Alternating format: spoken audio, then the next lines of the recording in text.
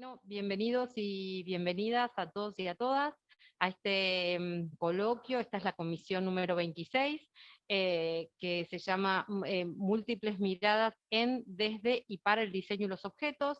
Este coloquio puntualmente se inscribe en una línea de investigación de la Facultad de Diseño y Comunicación, que venimos coordinando con la doctora Luz del Carmen Vilchis de la UNAM, y quien les habla, Marina Matarrese, desde hace ya muchos años, como 4, y en este coloquio vamos a poner en común, vamos a socializar y a debatir los resultados de la investigación del último año, conforme la última convocatoria, que, como el nombre lo indica, tenía y tiene 3 ejes, todos en torno a miradas en, desde y para el diseño y también los objetos. Como somos varios, nosotros ya nos hemos organizado, por suerte, y tenemos una lista de oradores y oradoras. Luz, ¿querés decir algo antes de comenzar? Solo darles la bienvenida y de nuevo el agradecimiento porque algo que empezó siendo Universidad de Palermo UNAM, actualmente es, pues yo hablaría de una convocatoria indistinta, mundial, para quien quiera pues participar con ella, y es un gusto verlos a todos. Sí, esto por otro lado se renueva, quienes estén sumando, vamos a hacer convocatorias anuales, sumando a la gente que tenga y comparta nuestra avidez de la investigación para y desde el diseño, así que siguen siendo y estando todos muy bienvenidos. Última cuestión, antes de comenzar, es que este coloquio también se inscribe en un instituto de investigación de la facultad y en una red de investigadores e investigadoras de la Facultad de Diseño y Comunicación, que se lanzó este febrero, y ahí van a encontrar los links en el chat, así que están todos siempre muy bienvenidos a sumarse. Seamos colaborativos y ampliar esta red que se nutre con todos y con cada uno de ustedes. Bien, dando comienzo entonces a las exposiciones.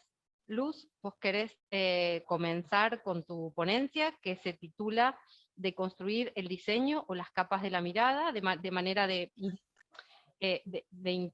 interiorizarnos a todos en un enfoque global en lo que estaba siendo la convocatoria de este coloquio. Y por otro lado, si te querés presentar brevemente, esto para todos y para todas, si tienen una pequeña semblanza de cada uno, que la autopresentación siempre funciona mejor que la presentación que podamos hacer nosotras desde aquí. Luz, todo tuyo. Muchas gracias, Marina. Soy Luz del Carmen Vilchis, trabajo en la Universidad Nacional Autónoma de México, UNAM. Soy diseñadora, soy investigadora y pues me dedico sobre todo a trabajar la línea de teoría, análisis y crítica de las artes visuales y el diseño. Y bueno, desde eso voy a hacer mi presentación. Me voy a permitir compartir la pantalla.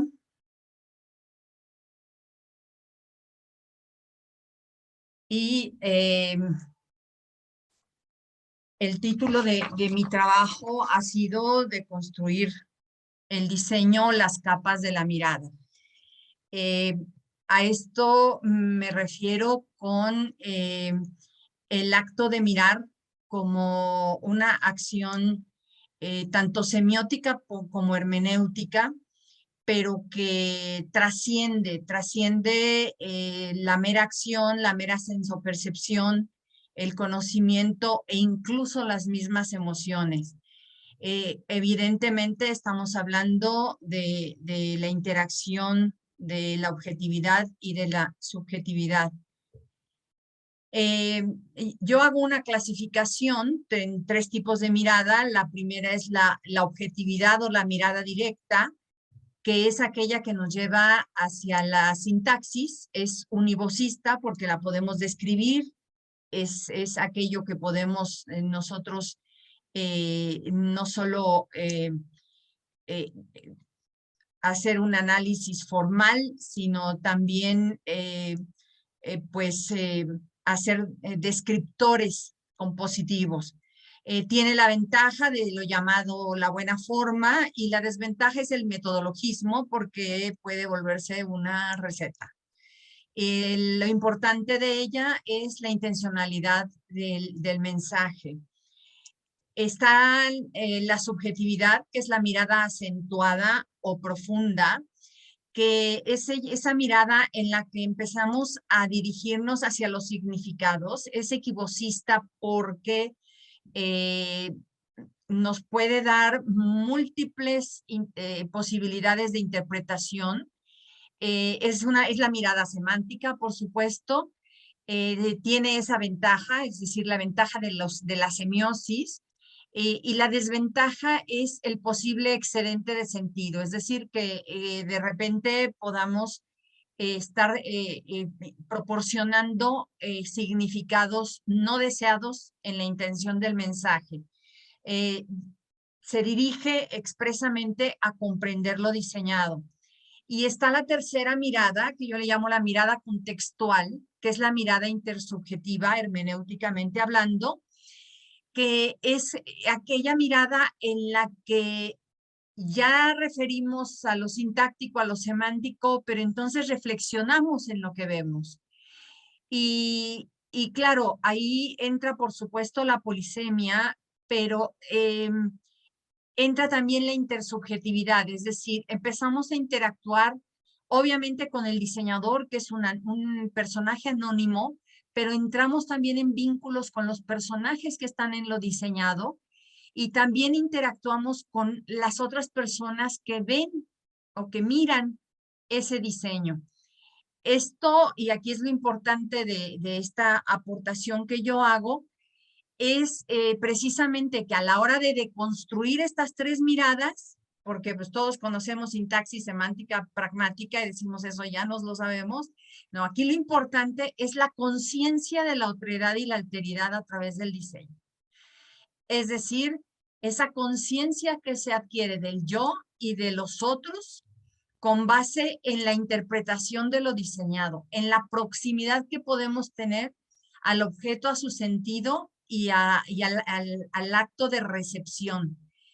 Esta otredad que supone la conciencia del individuo, individuo yo como diseñador, individuo yo como receptor, individuo yo como intérprete. La alteridad que supone identificar a los otros en el marco de lo diseñado o a los otros en el marco de la recepción. Y un neologismo que yo tuve la osadía de poner en este artículo, que es la notredad. Es decir, cuando lo diseñado nos lleva a la indiferencia funcional.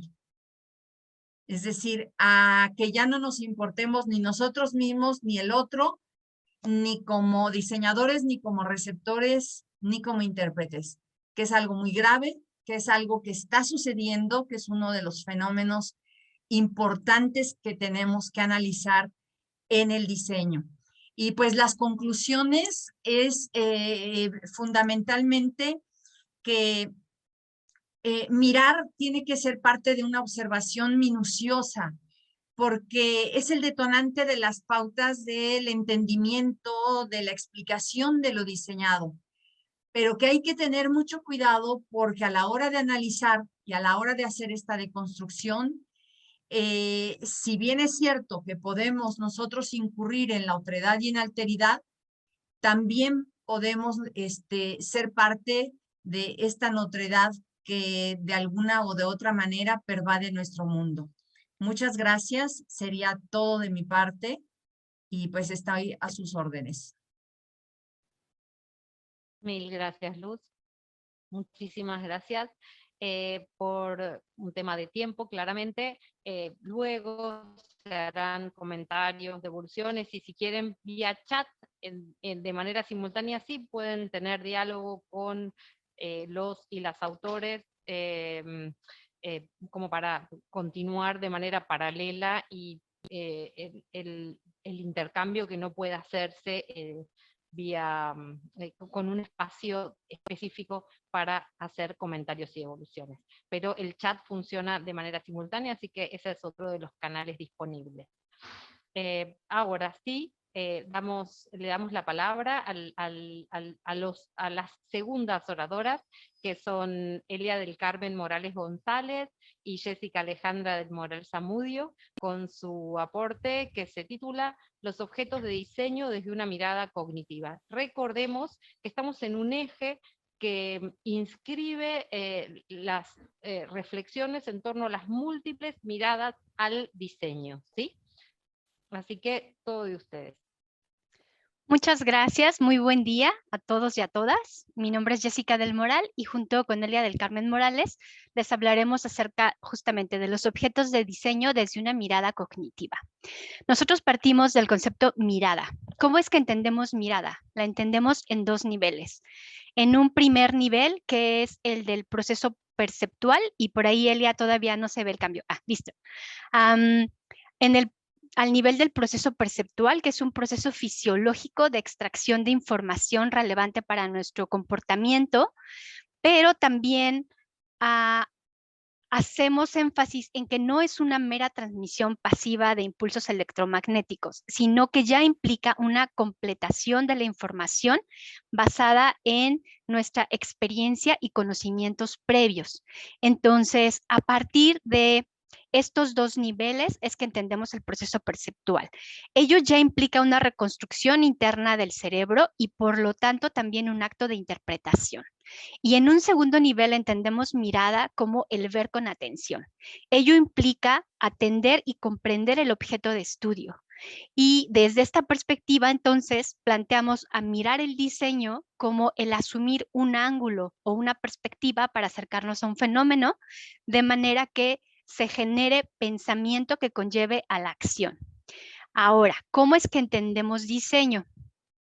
Y esta ya es nuestro siguiente planteamiento. Entendemos el diseño como una actividad proyectual intencionada dirigida a la solución de problemas o necesidades a partir de la creación de objetos significativos, que son mediadores de una realidad que es mucho más compleja de lo que implica meramente cumplir una función. Y en ese sentido planteamos que se convierte el diseño en un generador de conocimiento, puesto que contribuye a la producción de hábitos perceptuales, a la generación y modificación de conductas y valores, y así como a la generación de estereotipos y otros aspectos. Bien, continuando un poco con esta reflexión, entendemos también el diseño como un sistema complejo en donde cada uno de los componentes son componentes heterogéneos y de modificar uno de ellos se modifica no solamente el sistema, sino modifica a los otros componentes, es decir, se modifica la totalidad. Sin embargo, dentro de este sistema es un sistema social en el que concebimos como componentes dentro de nuestra perspectiva los objetos diseñados, los seres humanos y el entorno. El entorno entendido como ese espacio que modifica el ser humano mediante sus objetos diseñados, pero que sin embargo se encuentran dentro de un medio más grande que es nuestro hábitat. En este sentido, concebimos que los objetos de diseño contribuyen a la construcción del conocimiento. Cuando hablamos de conocimiento, déjenme, cuando hablamos de conocimiento, estamos hablando de que el conocimiento lo entendemos como una forma de acción del ser humano a través de la acción que lleva a cabo ese conocimiento. Es decir, el conocimiento de entrada en la relación con los objetos de diseño se da a partir de la relación con los objetos en un primer nivel, a nivel perceptual. Sin embargo, ese primer nivel implica la valoración por parte del sujeto de los hábitos que tiene y de la memoria que tiene con relación a que ellos pueden producir un reconocimiento y a su vez pueden generar una emoción misma que va a contribuir a la acción que se va a provocar a partir de la interacción entre el ser humano y el diseño. Ahora, ¿cómo es que entendemos emoción? Desde la perspectiva cognitiva, consideramos que las emociones surgen de la interpretación que hacemos de los eventos en relación a las implicaciones y repercusiones que tuvieron para nosotros mismos. Y en ese sentido, no de los eventos en sí. En la interacción entre los seres humanos y los objetos diseñados, también se generan emociones que en cierto sentido son una expresión de nuestros propios valores. Por ello decimos que el diseño puede contribuir a la modificación de valores tanto individuales como sociales desde la perspectiva del ethos. Esta interacción genera una experiencia que está compuesta por 3 aspectos, como veíamos: disfrute, involucramiento e interpretación, en la cual confluyen procesos cognitivos de memoria y asociación. Partiendo justo de este sentido y volviendo a entender cuáles son aquellos elementos que contribuyen en esta interacción, tanto la emoción junto con la interpretación valorativa que se entiende no es una situación únicamente individual, es una situación que se lleva a cabo en sociedad y por lo tanto el sujeto aprende socialmente en esta interacción con los diseños. Y esto le lleva a modificar tanto hábitos como espacios y preferencias. En este sentido, esos hábitos a los que me refiero forman parte justo de la cultura, y la cultura está determinada también tanto por esas relaciones individuales y sociales vinculadas como una interpretación. Regresando a nuestro planteamiento base de cómo entendemos el diseño como actividad proyectual intencionada dirigida a la solución de problemas o necesidades a partir de objetos significativos, incluimos como esencial la participación responsable del diseñador, desde el momento de generar una intención para crear objetos que produzcan experiencias emocionalmente positivas, que ayuden a ampliar la conciencia del sujeto, encontrando un equilibrio entre placer y significado a nivel tanto individual como social, y que en este sentido el diseño se convierte en generador de conocimiento a partir de esta experiencia que los objetos generan en los sujetos y que pueden contribuir al fortalecimiento de sus habilidades, a generar un sentido profundo de identidad y de pertenencia, y también a propiciar una experiencia de satisfacción. Y finalmente, en esta responsabilidad del diseño, podemos hablar de que los objetos diseñados y por lo tanto la responsabilidad del diseño también implica el generar experiencias emocionales positivas en el sentido de crear una conciencia no solamente social, sino planetaria, hacernos consciente del hábitat en el que habitamos. Y evidentemente esto contribuye no solamente a la construcción de identidad, sino a las 3 dimensiones dentro del individuo y la sociedad, como es el placer, la virtud, significado, ethos, logos y pathos. Agradecemos mucho su atención a esta ponencia. Mil gracias a ambas y por el respeto del tiempo y por el aporte y la claridad de la exposición. A veces siendo 2 los tiempos no se respetan y fue perfecto también esto. A continuación, y continuando con el eje que está articulando los distintos aportes que están hablando desde un mismo lugar, le damos la palabra a Dora Ivonne Álvarez Tamayo, con su aporte Inteligencia de Diseño, una mirada orientada a la innovación desde un ángulo semiótico. Dora.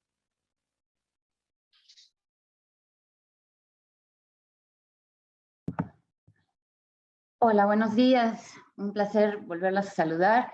Me da mucho gusto compartir con ustedes. Pertenezco a la Facultad de Diseño de UPAEP y el día de hoy voy a presentarles este tema sobre la inteligencia de diseño.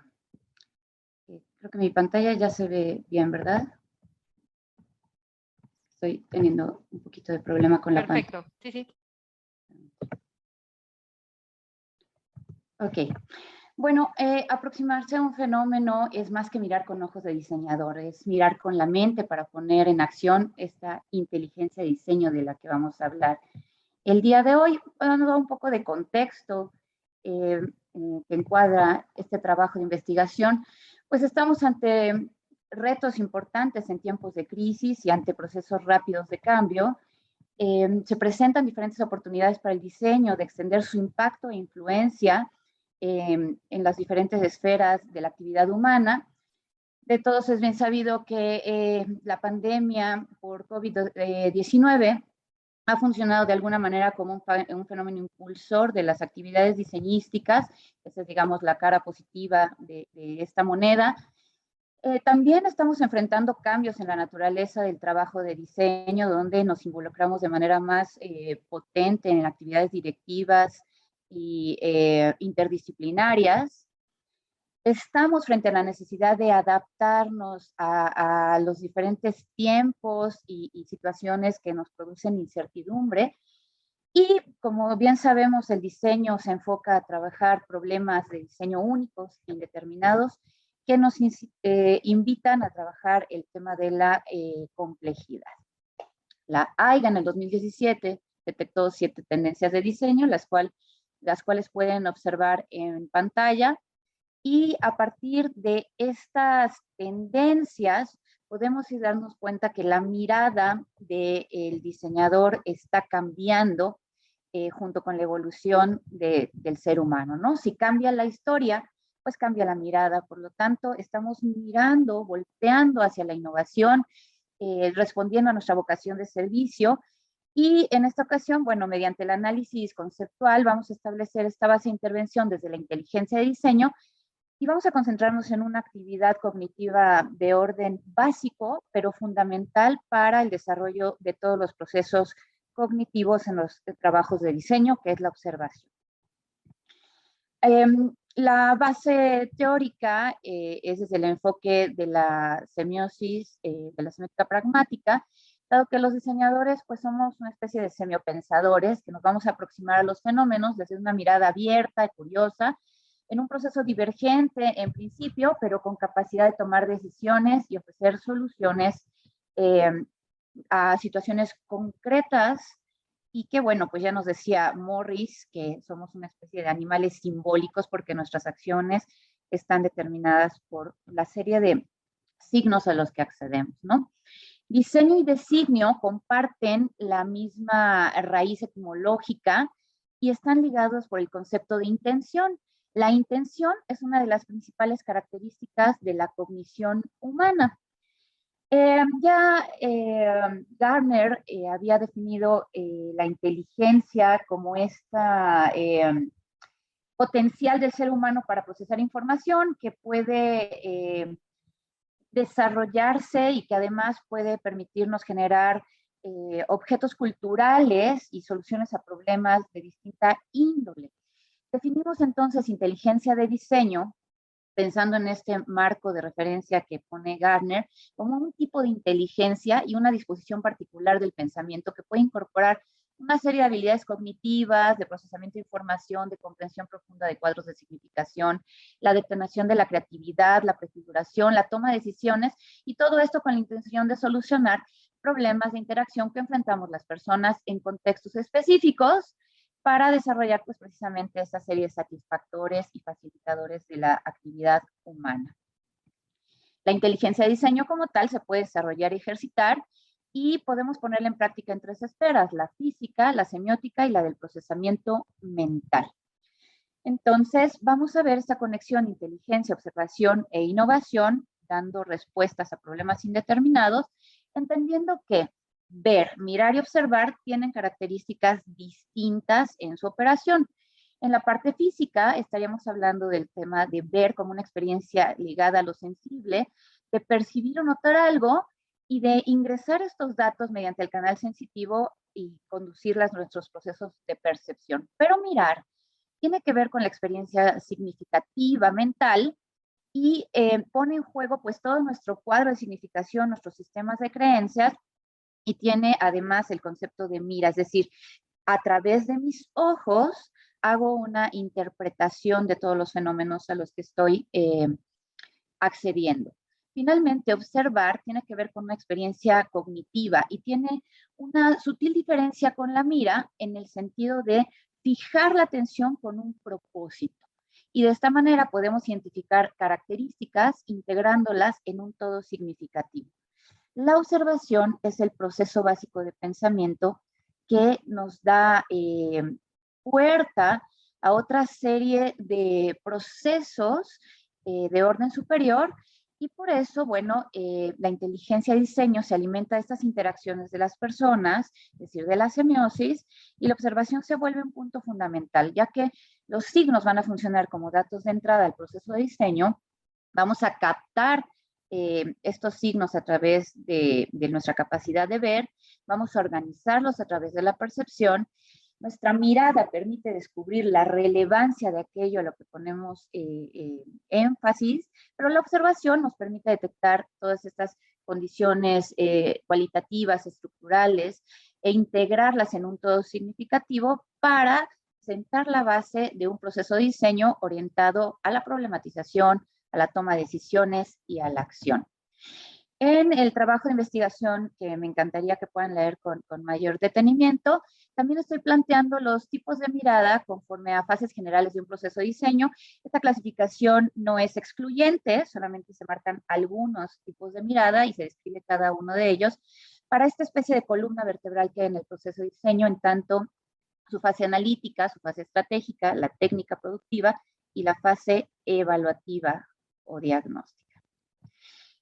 Para ir cerrando, debo de comentar que la evolución del diseño como profesión también nos habla de esta mirada cambiante del diseñador que ha pasado de la estética a la función a través del tiempo, de la mirada social a una búsqueda de la calidad de vida y de la innovación y la mirada sistémica en respuesta a la complejidad de los tiempos que nos han tocado vivir, recuperando de nuestro histórico aquellos elementos de valor al diseñar, pero incorporando estos nuevos elementos que nos meten a una dinámica de trabajo sistémico e interdisciplinario.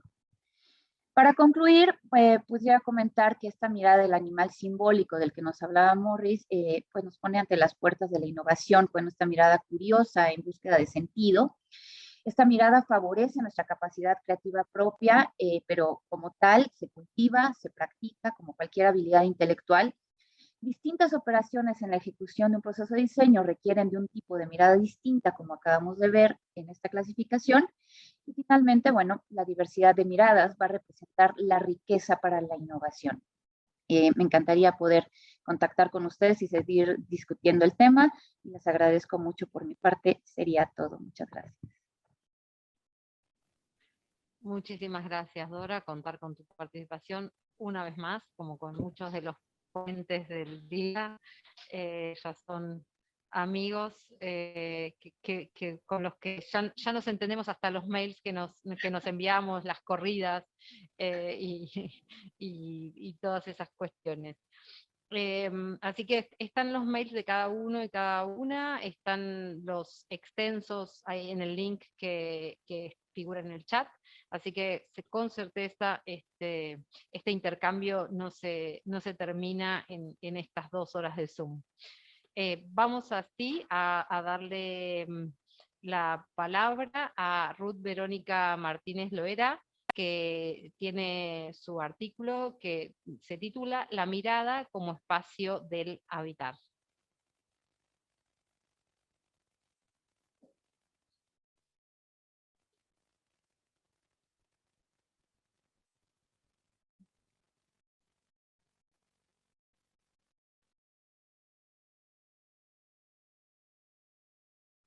Está Ruth, ¿no?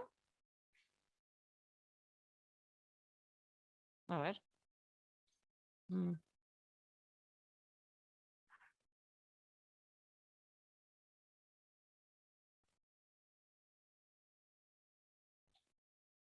¿Está Ruth?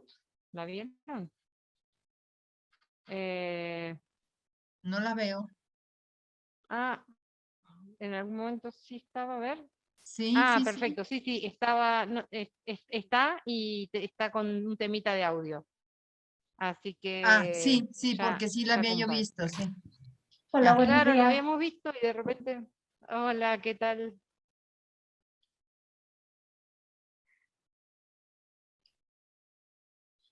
Bueno, voy a ir comentando.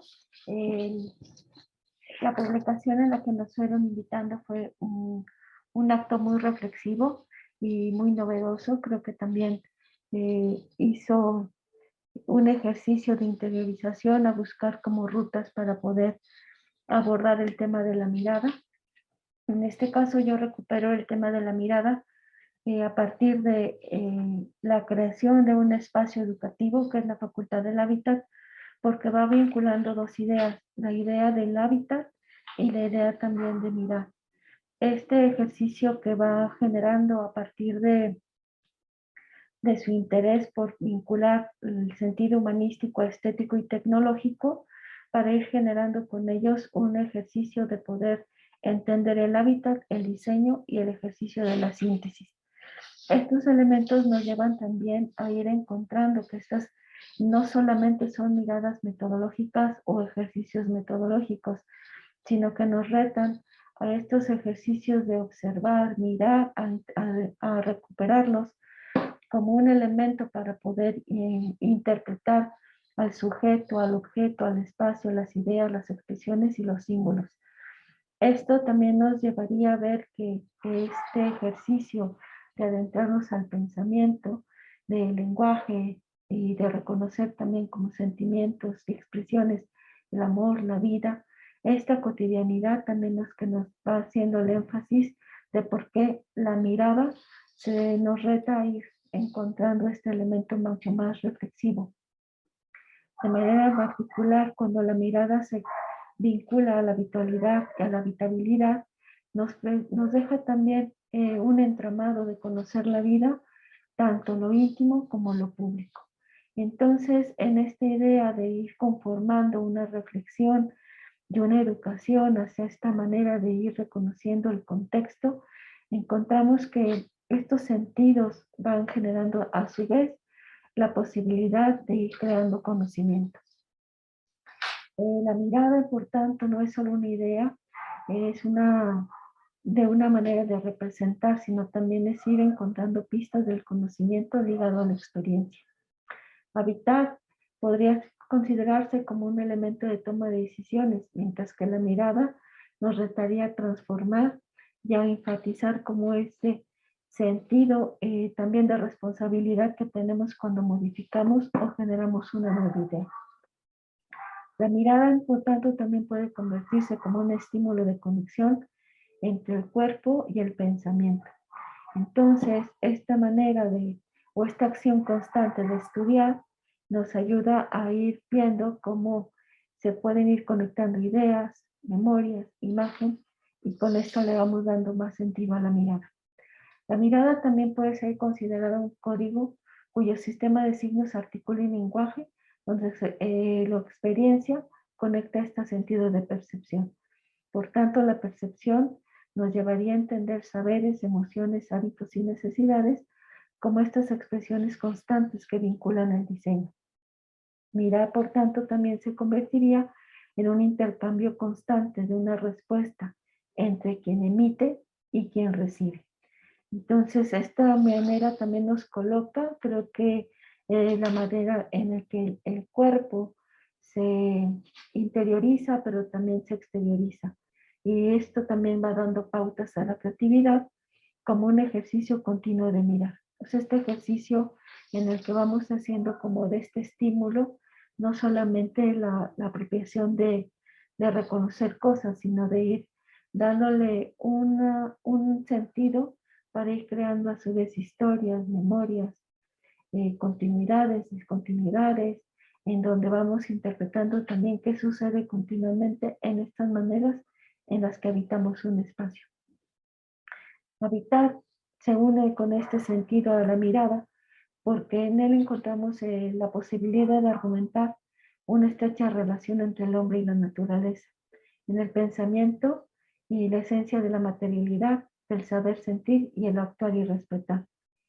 Por tanto, también la mirada del hábitat expresa una conexión de intenciones para escudriñar la realidad, lo que en ella sucede y lo que la oportunidad de crear a partir de la capacidad y del asombro y también de la curiosidad. Este ejercicio de encontrar en la relación de la mirada nos lleva a ver cómo esta posibilidad de expresión, significación, realización y también una ontología que nos puede ver en este espacio de ir interpretando siempre el espacio y el mundo de la vida. Esta también tengo como un reto pedagógico, porque la mirada no se vuelve solamente un recurso, es todo un fenómeno reflexivo que habilita a interpretar desde el conocimiento la propia acción de una disciplina como el diseño. La mirada confronta la corporalidad de ver y la capacidad de saber. La mirada como acto intelectual codifica un lenguaje sustentado en la dinámica. Se emplea el cuerpo como un agente de introspección y análisis que a la vez sirve para transmitir ideas, sentimientos dentro de un acto de comunicación y dentro del cual también tiene un argumento muy importante, la imagen.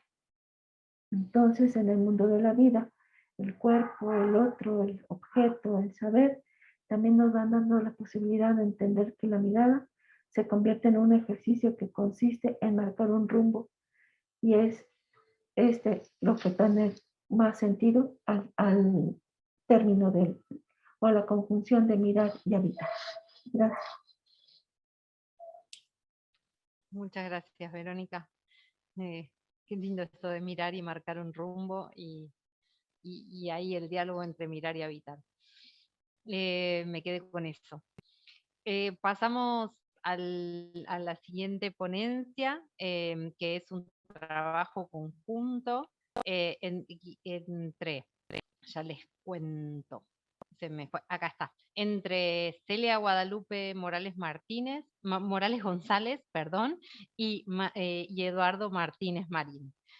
Una mirada al diseño se titula, a los procesos perceptivos y al eye tracking. Yo también los vi a ambos. A Celia Sí, la vi. Ahí está. ¿Cómo estás, Celia? Hola, ¿qué tal? Sí, solo una disculpa. En este momento acabo de tener un problema con mi presentación. Está tratando de reiniciar, pero creo que no va a ser posible. Son las cosas que suceden de repente, pero bueno, ofrezco una disculpa. No hay problema. Trato de situarlo desde mi texto. Y bueno, de inicio agradezco mucho esta posibilidad de participación y efectivamente es un trabajo en colaboración. Mi compañero el día de hoy tuvo por allí alguna situación laboral, no es posible que nos acompañe, pero bueno, a nombre de él también es que yo hago esta presentación.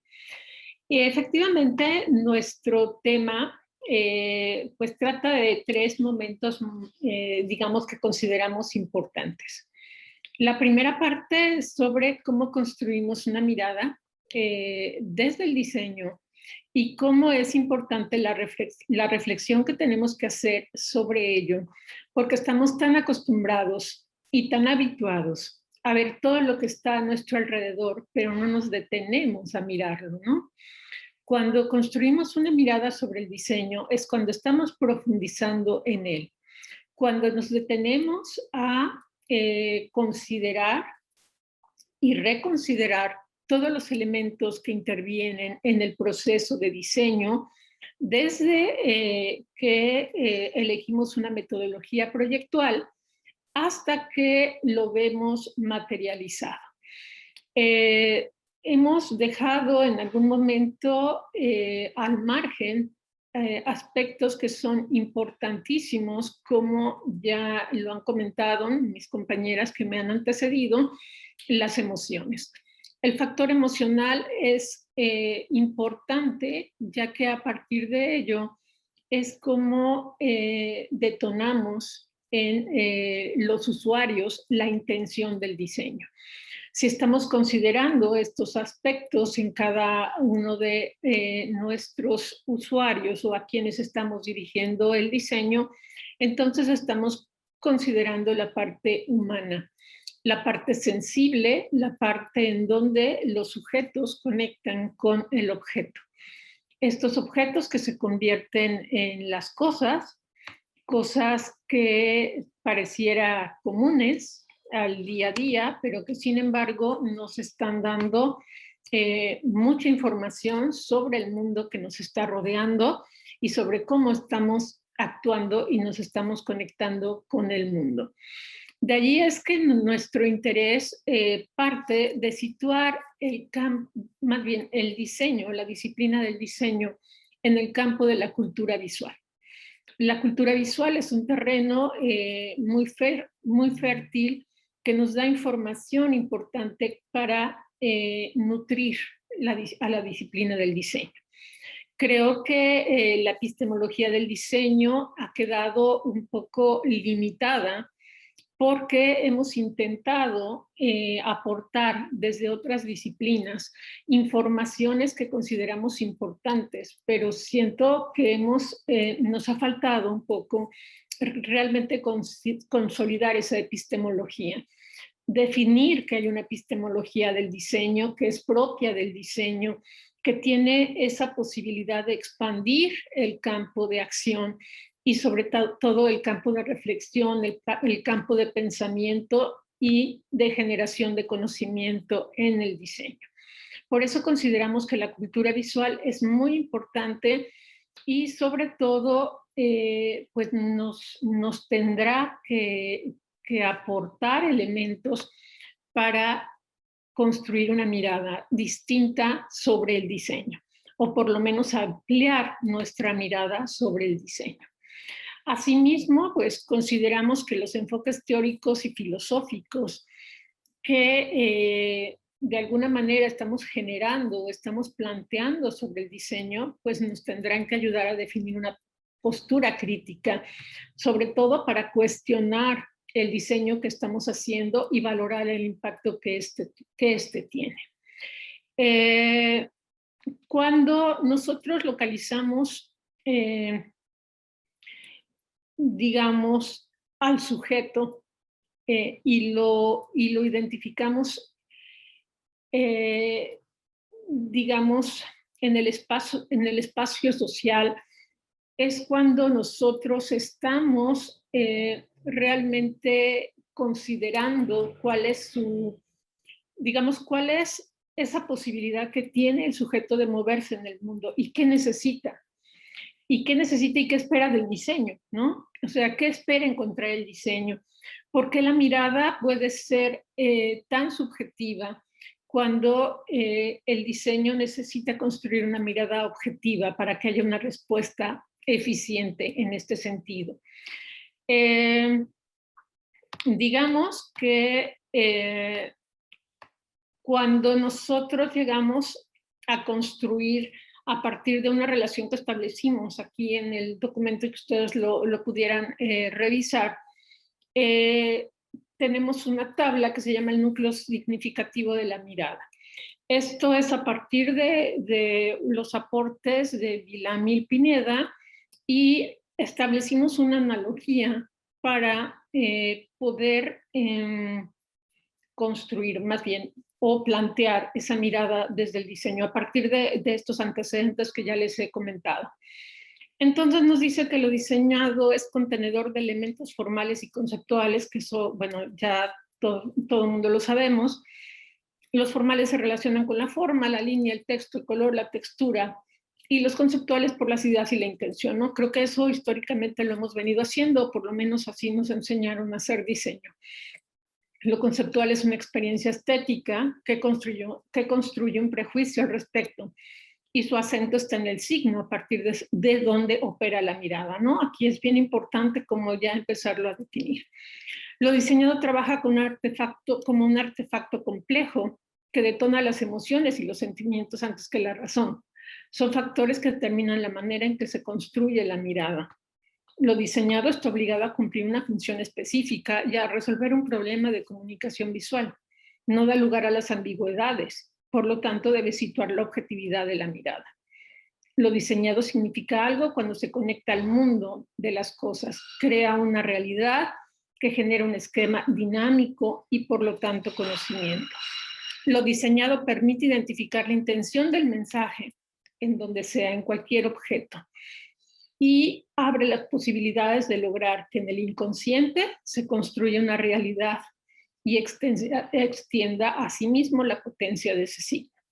Lo diseñado es pregnante y nos acerca al mundo, genera conocimiento e influye en la generación de nuevas ideas respecto a las cosas.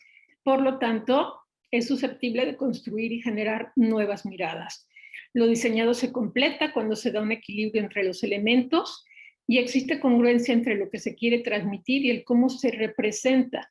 La mirada visibiliza el mensaje, lo diseñado es el medio que lo hace visible. Eso por un lado. Considerando estos aspectos... Habría que ir cerrando.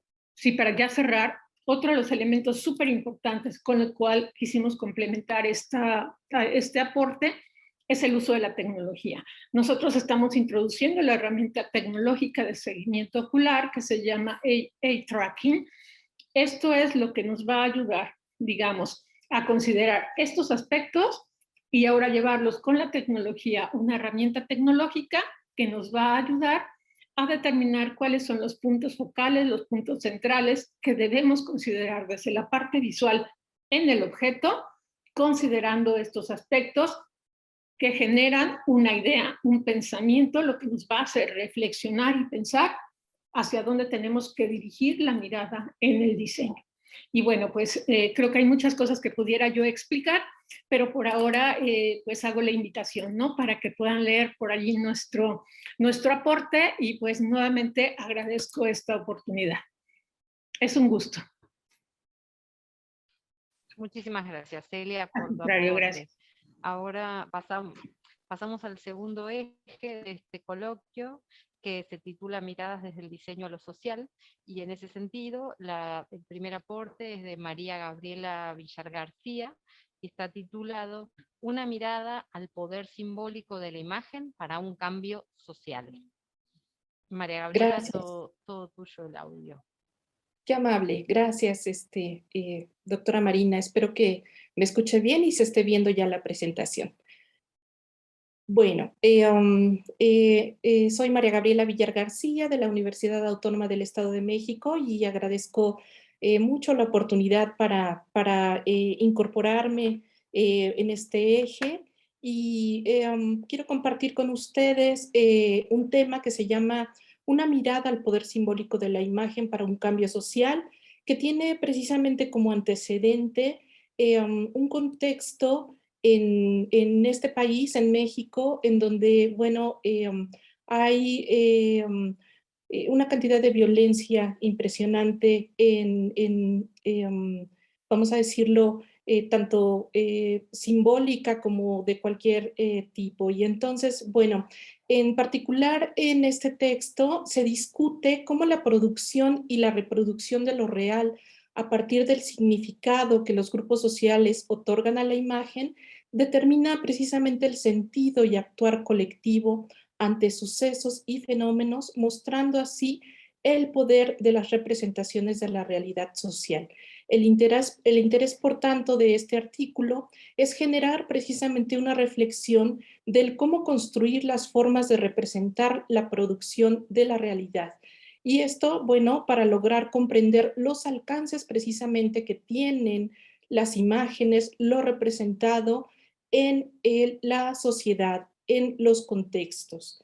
Y pues precisamente hacer evidente que la imagen tiene un poder simbólico importante.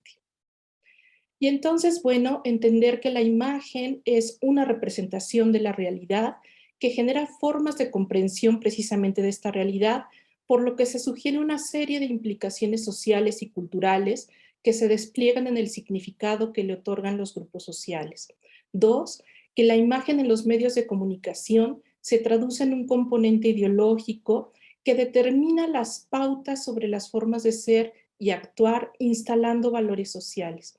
Así pues, la imagen representada, es decir, colocada nuevamente como una reinterpretación o como sustitución de la realidad, sugiere una forma de mirar y actuar en el mundo. De esta manera, los medios de comunicación albergan y dan sentido social a la imagen. En ese contexto, determinan pues el límite para su visualidad. Desde este contexto, la disciplina del diseño tiene un gran quehacer en términos precisamente de colocar la imagen con determinadas características y para generar una reflexión precisamente desde lo que se trabaja. Y entonces, bueno, la representación o la imagen desde una plataforma mediática creo que posee las siguientes cualidades y bueno, es de alguna manera un ejercicio que he venido trabajando desde diferentes autores y autoras. Y bueno, lo que puedo decir es primero que la imagen es representación y enuncia una realidad simbólica vigente o parte importante de la historia de una cultura y una sociedad. Desde su función enunciativa, establece una posibilidad para su interpretación cuando se le atribuyen cualidades como texto discursivo, es decir, el diseño como tal, la imagen que colocamos en los medios, es un texto que tiene un discurso y ese discurso tiene pues un valor social. 2. Las sociedades están habituadas con este discurso en los medios. Hace coherente el entorno y la posición del individuo en su colectivo. Contextualizar la representación, por tanto, se convierte en una acción necesaria para establecer sus alcances mediáticos.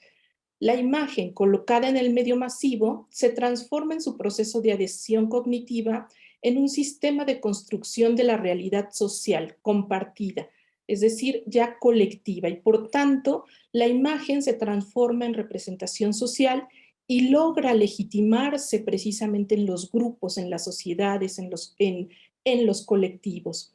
El discurso de la imagen como representación social de una época forma parte y establece una cultura de masas. De ahí la importancia precisamente de distinguir y reflexionar sobre el papel social del diseño en esta época. Y entonces, bueno, en este tema que les presento, el problema en el proceso de producción o reproducción de significados a partir de la comunicación de la representación ideologizada de grupos vulnerables o vulnerados, por definición, son las formas de comunicar como proceso y o capacidad de poner en común sobre la diversidad, sobre la otredad, como una posibilidad precisamente para otorgar la voz a quienes se les ha negado de manera circunstancial el derecho precisamente de la interlocución por causas ajenas y polémicas, que obviamente no están en sus manos, tampoco en las nuestras, pero de alguna manera desde el diseño tenemos esa capacidad o podemos asumir esa capacidad de dar de alguna manera la voz a estos grupos. Por tanto, bueno, desde el ejercicio que se presenta en este artículo, que es la representación de la migración, la metodología empleada para la deconstrucción del discurso propia de investigaciones exploratorias y estudios descriptivos es el estudio del caso, que se distingue como una posibilidad para entender que la representación que se hace a partir de la imagen conduce a la reflexión haciendo viable un aprendizaje sobre la problemática social, en tanto quienes participan en el análisis se comprometen con la discusión y por tanto con un proceso de reflexión. En el caso que se presenta en este artículo... ¿Podés ir cerrando por un tema de tiempo es, o ir a los análisis? Sí, es precisamente la portada de esta revista Time.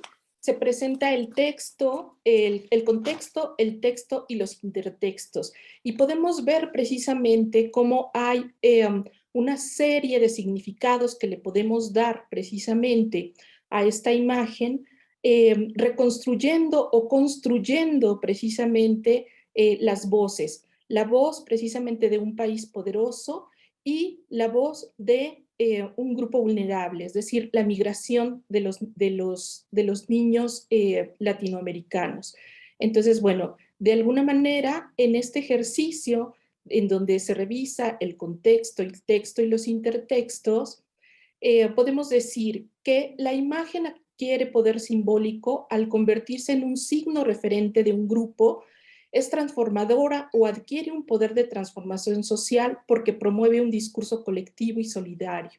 Asimismo, cuando en el discurso de la imagen se cuenta una historia, se muestra una realidad sentida y se alude a la emocionalidad como estrategia, se genera una proyección e identificación capaz de promover acciones y la toma de decisiones desde el carácter apelativo precisamente del mensaje.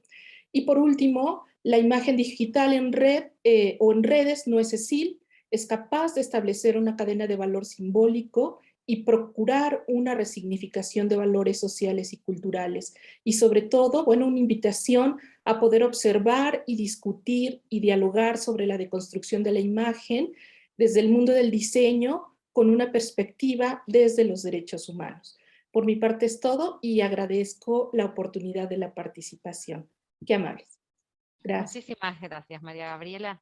Le damos ahora la palabra a Verónica de Valle y a Paula Sokolovsky de FADU-UBA, que trabajan también poniendo en diálogo el diseño con el contexto, y el aporte se titula Identidad visual de las empresas privatizadas en los años 90 en la Argentina. Hola, sí, ¿qué tal? Les voy a compartir pantalla. Hola Paula, ¿cómo estás? Hola. Vero está por ahí. Estaba, pero si querés arrancar con el compartir pantalla, si Dale. avanzando. Sí. Ah, está sin micrófono, Verónica de Valle. Ah, sí, ahí Pero veo. vos ya está. Y lo mismo en relación al video, gracias. Bueno, ¿qué tal? Encantada y muy contenta de poder participar de este espacio con muy queridos colegas y colegas. Bueno, vamos a tratar de ser breves. Con Paula preparamos un trabajo vinculado, digamos, a la dimensión simbólica de las imágenes, y en este caso también de imágenes que cruzan el universo, digamos, de la construcción de identidades y de construcción de identidades marcarias, con algunos fenómenos vinculados a políticas neoliberales en América Latina. El caso de estudio que trabajamos en particular tienen que ver con las empresas telefónicas de Argentina, el proceso de privatización de las empresas telefónicas, y también el proceso de privatización de la empresa de petróleos, de energía más importante del país, y la empresa más importante del país, que es Yacimientos Petrolíferos Fiscales, en el marco de una de las primeras políticas neoliberales que tuvo la Argentina para los años 90, si bien el artículo puntualiza cuestiones vinculadas a lo que fue el gobierno, el primer y el segundo gobierno del presidente Carlos Saúl Menem, que es el que impulsa estas políticas, creemos que el fenómeno es lo suficientemente ilustrativo como para que distintos colegas de distintos países que han a su vez tenido gobiernos neoliberales puedan eventualmente verse identificados. Entonces, en estos primeros minutitos yo voy a trabajar un poco lo que implicaron las políticas de privatización de estas empresas, para luego pasarle la posta a la magíster diseñadora gráfica Paula Sokolovsky. Sí, bueno, perdón, que estoy intentando compartir, pero seguí, Vero, por favor. Yo sigo, perfecto. Bueno, digamos, para quienes no lo tienen muy presente o no lo conocen, en los años 90, un poco, digamos, como una segunda ola de políticas neoliberales que habían iniciado, bueno, acá hay una discusión si se comenzaron en la época de la dictadura cívico-militar o no, pero sí que claramente tuvieron una marca importante con el gobierno de Margaret Thatcher y de Reagan en Estados Unidos. Comienzan también un fenómeno vinculado, digamos, al neoliberalismo y a la puesta en crisis de la idea del estado de bienestar, y eso también replica en ciertas formas de comprensión de las empresas, básicamente desde el punto de vista de, digamos, constituirse en actores de fenómenos sociales y políticos. Y en este sentido, en particular en la Argentina, existió un fenómeno de construcción ideológica, y esto es importante. No sé, Paula, si podés. Estoy en eso, perdón. Ah, bueno, digamos, de construcción ideológica perdón, acá hay un ruido de fondo que me está distrayendo un montón, por eso me distraje un poquito.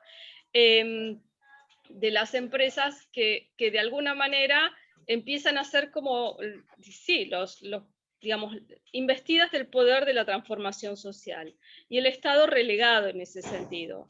Y a partir de ahí, esto también replica, tiene un paralelo en el mundo empresarial con el desarrollo de algo que ya Noemí Klein comenta, que es el tema de cuando las marcas, digamos, también empiezan a protagonizar la escena de lo que tiene que ver con el capitalismo financiero, en el sentido de que ya no se venden empresas, sino que básicamente lo que cotizan es valor de marca. Entonces, desde ese punto de vista, en la Argentina, el gobierno de Carlos Saúl Menem habilita una serie de procesos de privatización de empresas, que es muy importante, de empresas que eran estatales y que de alguna manera, digamos, que se pretenden o se busca que se vendan para cubrir el déficit estatal, bajo esta idea de que el Estado es deficitario, que el Estado, digamos, es un lastre, de que todo lo que es público no sirve y que lo único que es eficiente, eficaz, etcétera, es la lógica del capital privado.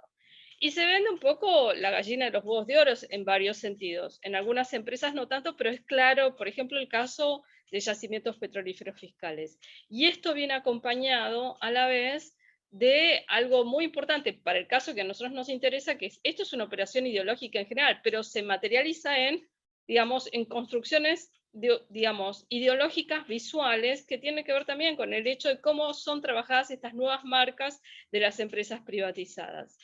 Y también no solo hay digamos, un rediseño de estas marcas, sino que también hay, si ustedes quieren, un soporte conceptual, institucional, que tiene que ver con ciertas formas de comprensión de la imagen corporativa, que son los textos que van a, de alguna manera, legitimar estas transformaciones, como el texto claramente de Norberto Chávez, La imagen corporativa, que se edita por primera vez en castellano, creo que en el año 88. Ahí te paso la posta a vos, Paula. Bueno, gracias, Vero. Disculpen que tuvimos problemas con esto. Bueno, yo quería hablar muy rápidamente de dos empresas que son el estudio de caso que tenemos en este artículo. Por un lado, las telefónicas, y por el otro lado, YPF, Yacimientos Petrolíferos Fiscales, como para, de alguna manera, demostrar esto que está contando Verónica. Por un lado, Entel, que fue la empresa de servicios públicos de la telefonía argentina hasta la década del 80, esta era la imagen institucional, el diseño que tenía hasta el momento en el que fue privatizada, ¿sí? Era una empresa que, si bien fue una especie de caballito de batalla de todas las privatizaciones, porque fue la primera, y enseguida se dividió en dos empresas que todavía siguen estando. Muy rápidamente las nuevas empresas, tanto Telecom como Telefónica, se pusieron a borrar todo ese pasado diseñístico muy fuerte que existía en la década del 70 y construir nuevas configuraciones basadas en un diseño más neutral, en el caso de la marca Telecom, un diseño más subjetivo en el caso de la marca Telefónica, pero siempre tratando de obturar y eliminar todo rasgo de historia con respecto a, a su pasado previo estatal. En el caso de YPF es más complejo, hacemos una especie de análisis diacrónico, cumple 100 años en este año esta empresa, con una fuerte marca visual que trasciende la Argentina, es una empresa petrolífera muy importante en el mundo, y más allá de que durante distintas épocas, ¿no? Pensamos en una primera etapa heroica de YPF con sus marcas ensalzando toda la idea de lo petrolífero, una segunda etapa más nacionalista hasta los 90, fíjense lo que pasa en una tercera etapa cuando se convierte en una empresa privada con un proceso bastante complejo de privatización. Otra vez intento, ¿sí?, de borrar todo lo que tiene que ver con ese gran pasado de la historia petrolífera desde lo visual, pero por otro lado, desde el nombre, ¿sí?, es tan fuerte que no lo pueden borrar, ¿sí? Y es muy interesante observar cómo a través del tiempo esta marca sigue siendo tan fuerte que hasta cuando está en fines de los 90, principios del 2000, esta marca es adquirida por la española Repsol. Repsol necesita tomar, ¿sí?, seguir utilizando este nombre YPF. Este estudio es hasta los 2000, ahora la empresa vuelve a estar en manos del Estado y cambia otra vez la marca y vuelve a ser la YPF con un lazo estatal. Pero lo que podemos sacar como conclusión de esto es que justamente la identidad visual de estas empresas lo que hace es como generar una imagen moderna, eficiente, y esto lo que hace es legitimar, ¿sí?, este accionar neoliberal de las privatizaciones de las empresas estatales, ¿sí?, y una retórica más neutral, una retórica que parece más profesional, valiéndose del diseño que en la década del 90, gran silencio sobre todas las complejidades que tiene que ver económicas, sociales, políticas que tiene este proceso de privatización. Lo que es interesante acá, me parece pensarlo desde el punto de los diseñadores, es cómo nosotros, los diseñadores, tenemos una gran responsabilidad en la construcción de estos imaginarios, y que no es el trabajo del diseño no está desligado de la política, de la economía y del contexto social de lo que está pasando en el mundo, ¿sí? Así que bueno, esto es todo, y muchísimas gracias. Muchísimas gracias a ambas por socializar y poner en común este valioso trabajo, y por respetar el tiempo también. Le damos la palabra ahora a Marco Antonio Sandoval Valle, que tiene soporte en línea. Estamos todos dialogando muy sobre lo mismo, digamos, por suerte, que tiene que ver con la mirada social del diseño para una vida buena. Muchas gracias, Marina. Marco. También gracias a la doctora Luz por este espacio y a la Universidad de Palermo. Como bien lo mencionan, mi texto se denomina Mirada Social del Diseño para una Vida Buena.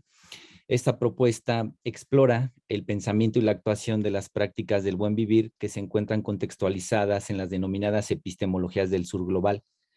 El objetivo es reconocer que los postulados decoloniales contribuyen a reformular la mirada social del diseño. Adoptar dicha perspectiva da como resultado que se explore la posibilidad de ampliar los horizontes epistémicos actuales y contrastarlos con los centrados con los de la modernidad, que son posicionamientos de alguna manera hegemónicos. Al plantear hablar de la mirada del diseño para una vida buena, recurro a distintas prácticas que se apegan a este pensamiento, que son denominaciones como de vivir bien, buen vivir, de vida digna y justa, que son retomados por distintas culturas, principalmente en América Latina. El texto está dividido en 3 ejes temáticos. En primer lugar están las pautas generales sobre lo decolonial, mismas que admiten perfilar desde una indagación analítica el contexto geográfico y social de este posicionamiento. En segundo lugar, se ubican los puentes entre la disciplina de la comunicación visual como pensamiento social y la estructuración de modelos de percibir. Y por último, se identifican ciertos principios decoloniales en la conceptualización misma del diseño. Cabe decir que el buen vivir, desde cierta perspectiva, se toma como una reacción ante la situación que pretende transformar los problemas del mal desarrollo, pensados estos como alienación, inequidad e insostenibilidad, y transformarlos por unos de equidad, sostenibilidad e identidad. Cabe decir que se trata de una mirada epistémica que permite plantear la recuperación social a partir de elementos razonables tomados de la propia realidad colectiva de distintos grupos humanos. Dicha posición se reestructura a partir de principios tradicionales o actuales que consideren la conciencia individual y social, y conmina a los individuos a la búsqueda de una vida en armonía con el entorno. El pensamiento del sur global y el diseño va a ser uno importante, ya que ubica la problemática a partir de cómo la globalización confronta las regiones en el mundo, regiones que son geográficas, pero también regiones que son ideológicas y simbólicas, sociedades, por supuesto, con enormes diferencias, desigualdades e injusticias, y que se enmarcan por la violencia de capital de manera práctica y discursiva en la que practica el diseño en muchas esferas de la vida. Visto así, estos posicionamientos ideológicos preponderantes disponen de concepciones únicas de la vida y de las personas y disponen de escenarios asociados a imaginarios distorsionados de progreso. Cabe decir que de Sousa Santos menciona que el concepto de sur global es la base de las epistemologías del sur, mismas que distinguen la construcción y legitimación del conocimiento nacida de la resistencia ejercida por distintos saberes y colectivos sociales como respuesta al poder unilateral del capitalismo. A partir de esta denuncia de injusticias y desequilibrios sistémicos asociados a una visión de realidad, así como de su materialización a través del ejercicio de poder, no se puede dejar de lado la importancia de reconocer al diseño como agente de inclusión o exclusión en el entorno. Y también da la posibilidad de desplazar ciertos paradigmas de hacer y pensar que surgen como consecuencia de su incidencia en nuestra realidad cotidiana. Cabe decir que existe un nexo muy importante entre el diseño y su aproximación al pensamiento racional, pues identifica que hay una aceptación generalizada de formas y significados con los que se ha desarrollado el diseño. Esta visión del propósito de la actividad proyectiva fue parte de lo que puede denominarse como diseño moderno y se caracteriza por una beta racional y funcionalista cuyos principios predominaron en buena parte del siglo pasado, sin embargo siguen teniendo vigencia, pues se puede observar que sus elaboraciones están fuertemente fundamentadas en posicionamientos económicos y son la columna vertebral de sus haceres.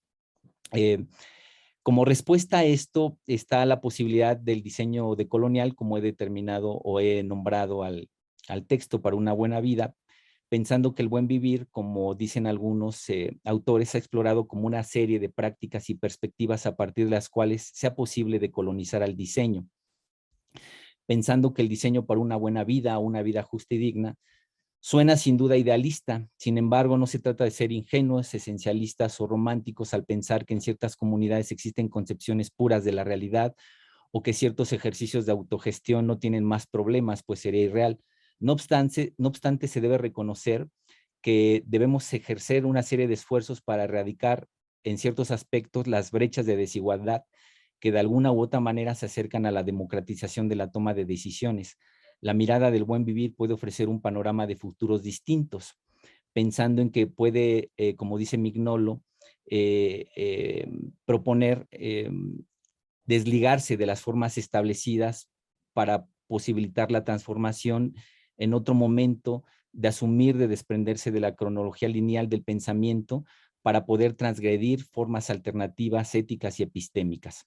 Ya para concluir, algo que me parece interesante en la propuesta es que, y que puede ser útil, es tener una mirada sólida de un marco cultural y social de la realidad amplia, uno que posibilite la intervención de los espacios para su transformación. Asimismo, apelar a miradas de marcos epistémicos plurales que estén constantemente actualizados y que incorporen discusiones vigentes en las que se suscriban de manera sistemática las problemáticas, en particular aquellas que permiten la coexistencia de visiones distintas. Lo anterior en búsqueda para dar oportunidad a la consideración de una mirada responsable, en otras palabras, es decir, una mirada de una postura ética y respetuosa de los otros y el entorno. En consecuencia, un diseño que atienda a necesidades sociales, entendidas estas como programas que tocan temas de justicia social, de calidad de vida y de respeto.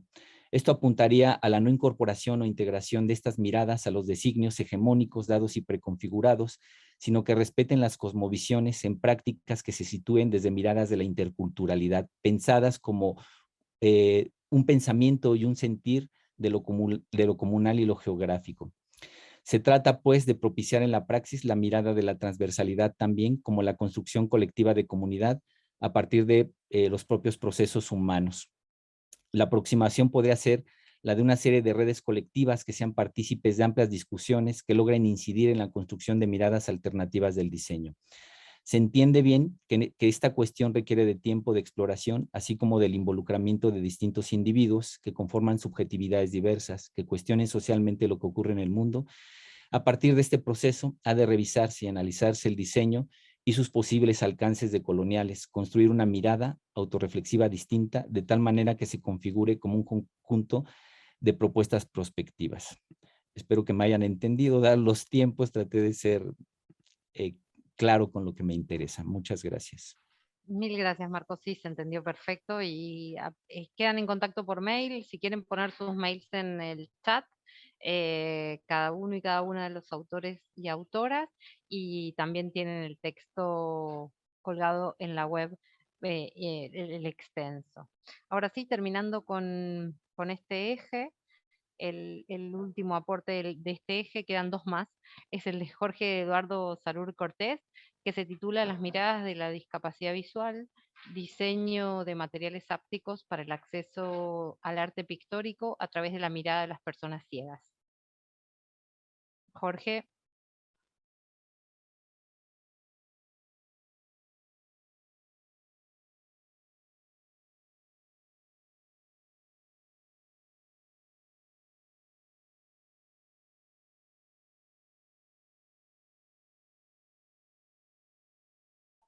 Lo habíamos visto a Jorge.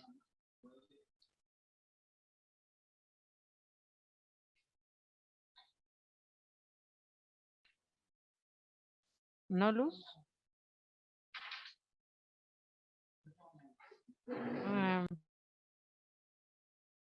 Estás muteada.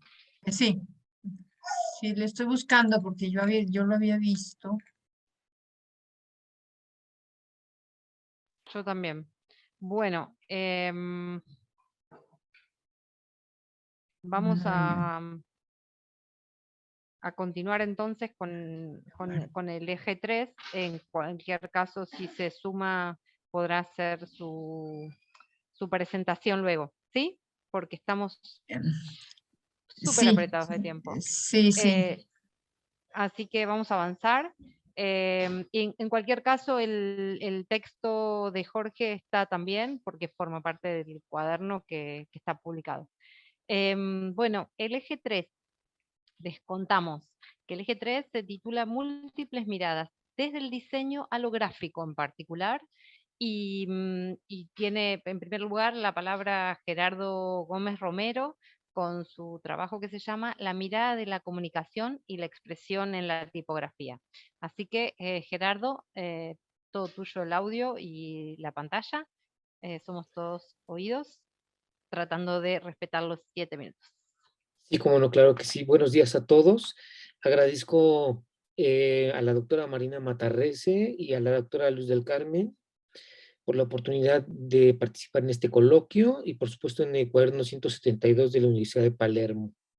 Bueno, como ya se dijo, mi artículo se titula La mirada de la comunicación y la expresión en la tipografía. Yo hago una mirada en retrospectiva hacia algunos estilos tipográficos como una revaloración. El primero tiene un poco más de 500 años, tuvo su esplendor en los siglos XV y XVI y se trata del tipo gótico. La letra textura es la primera en utilizarse como tipografía, es decir, es la primera fuente tipográfica.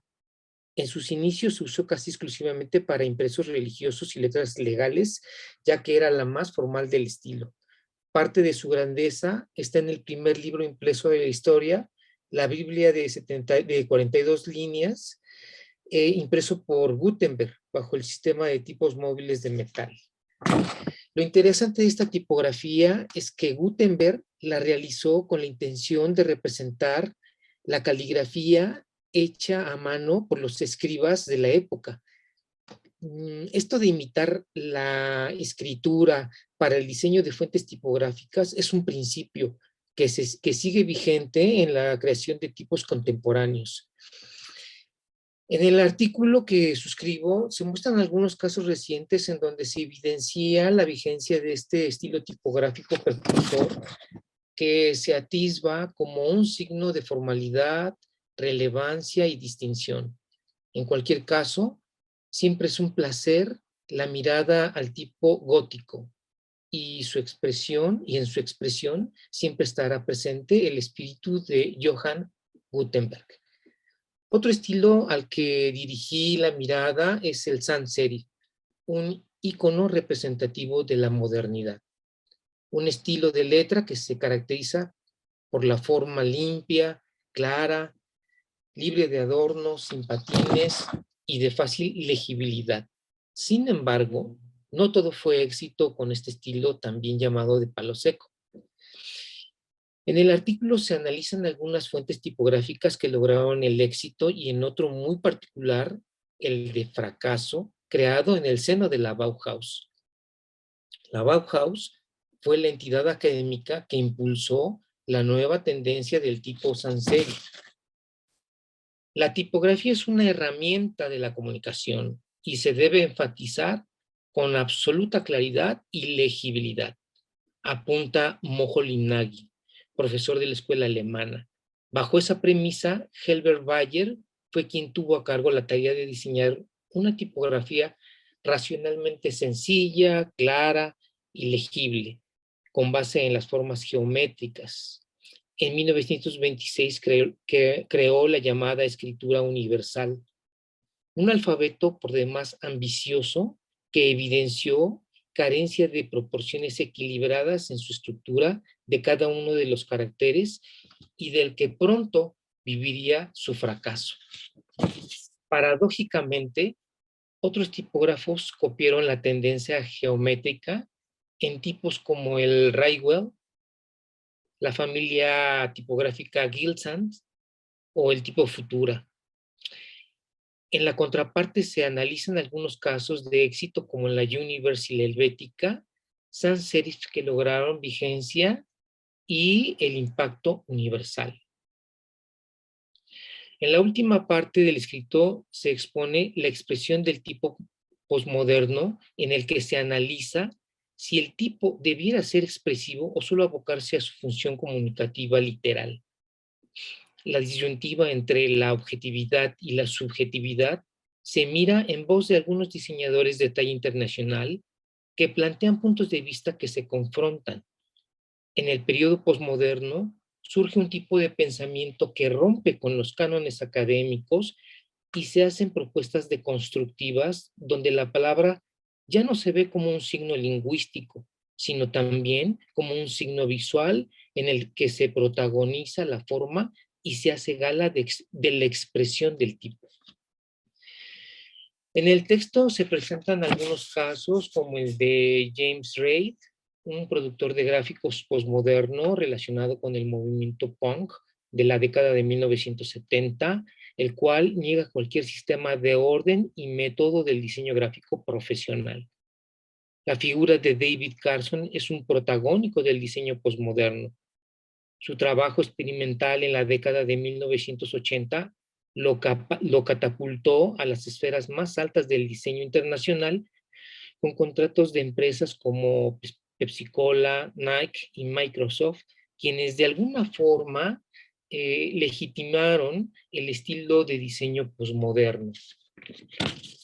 Por último, Jeffrey Keddy de 1990 es otro caso de análisis quien puntualizó la necesidad de revertir el pensamiento rígido moderno por otro más elástico. Su trabajo intuitivo hizo ver un estilo posmoderno subversivo que desafió las normas tipográficas y las reglas del diseño. Para concluir, solo diré que la comunicación y la expresión en la tipografía son dos elementos de funciones independientes que se miran desde el diseño gráfico como complementarios en la tarea comunicativa. Para comprender la tipografía hay que mirar su historia, un pasado glorioso que nos ha heredado una fortuna de la que hoy podemos gozar. Muchas gracias.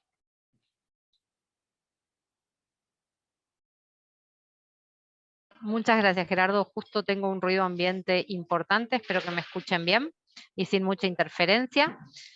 Ahora sí, le damos la palabra a Marta Gutiérrez Miranda, que su trabajo se titula De lo gráfico en el diseño, una mirada a partir de sus interpretaciones simbólicas. Marta, tuyo. Hola a todos, me da mucho gusto saludarlos. Muchas gracias, doctora Marina Matarrese, doctora Luz del Carmen Vilches por la invitación y a todos los colegas por el espacio para compartir el espacio en el cuaderno y este espacio vivo de poder compartir. Solo quiero verificar y ratificar que les estoy compartiendo a todos mi pantalla. y que están viéndola. ¿Sí la están viendo todos? Ok. Bueno, pues voy a iniciar. Este es un trabajo reflexivo.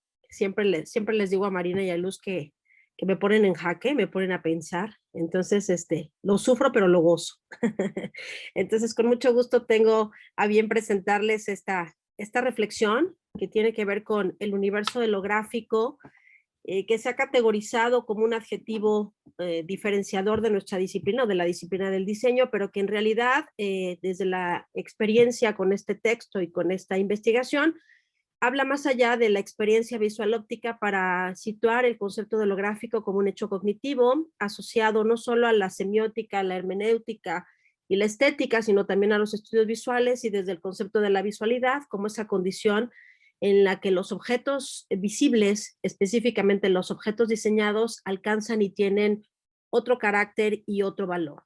Entonces, la reflexión se sitúa, o más bien sitúa la imagen, a esa imagen que se estudia desde el plano mental, pero también desde el plano objetual, es decir, desde el plano físico, y todas estas interpretaciones, en donde uno de los aspectos importantes que trastoco para el análisis tiene que ver con la transversalidad, es decir, la imagen no solamente la imagen que captamos a través de los ojos, sino de estas representaciones simbólicas que se hacen desde la sinestesia o desde las interpretaciones sinestésicas, en donde el objeto gráfico se sitúa como un elemento referente para construir un mapa, una cartografía mental o una serie de mapas, porque aquí creo que tenemos en común muchos de los colegas puntos de vista parecidos, estas cartografías mentales o interpretaciones simbólicas, desde el signo y después desde el símbolo, para que a partir de esta imagen gráfica o del objeto gráfico, del objeto diseñado, se establezca un sistema informativo, en donde no solamente tiene que ver con lo sensorial, lo perceptual y lo interpretativo, sino como la comunicación contemporánea.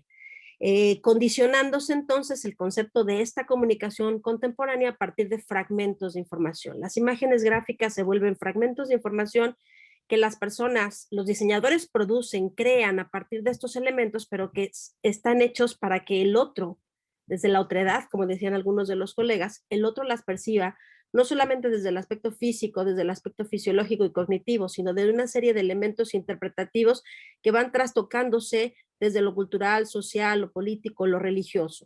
Entonces, estas intenciones o estos elementos que tienen que ver con la mirada, sitúan a la mirada como algo que introduce una construcción o un constructo complejo en donde se entrecruzan las informaciones, lo que se percibe, lo que se siente y lo que se interpreta.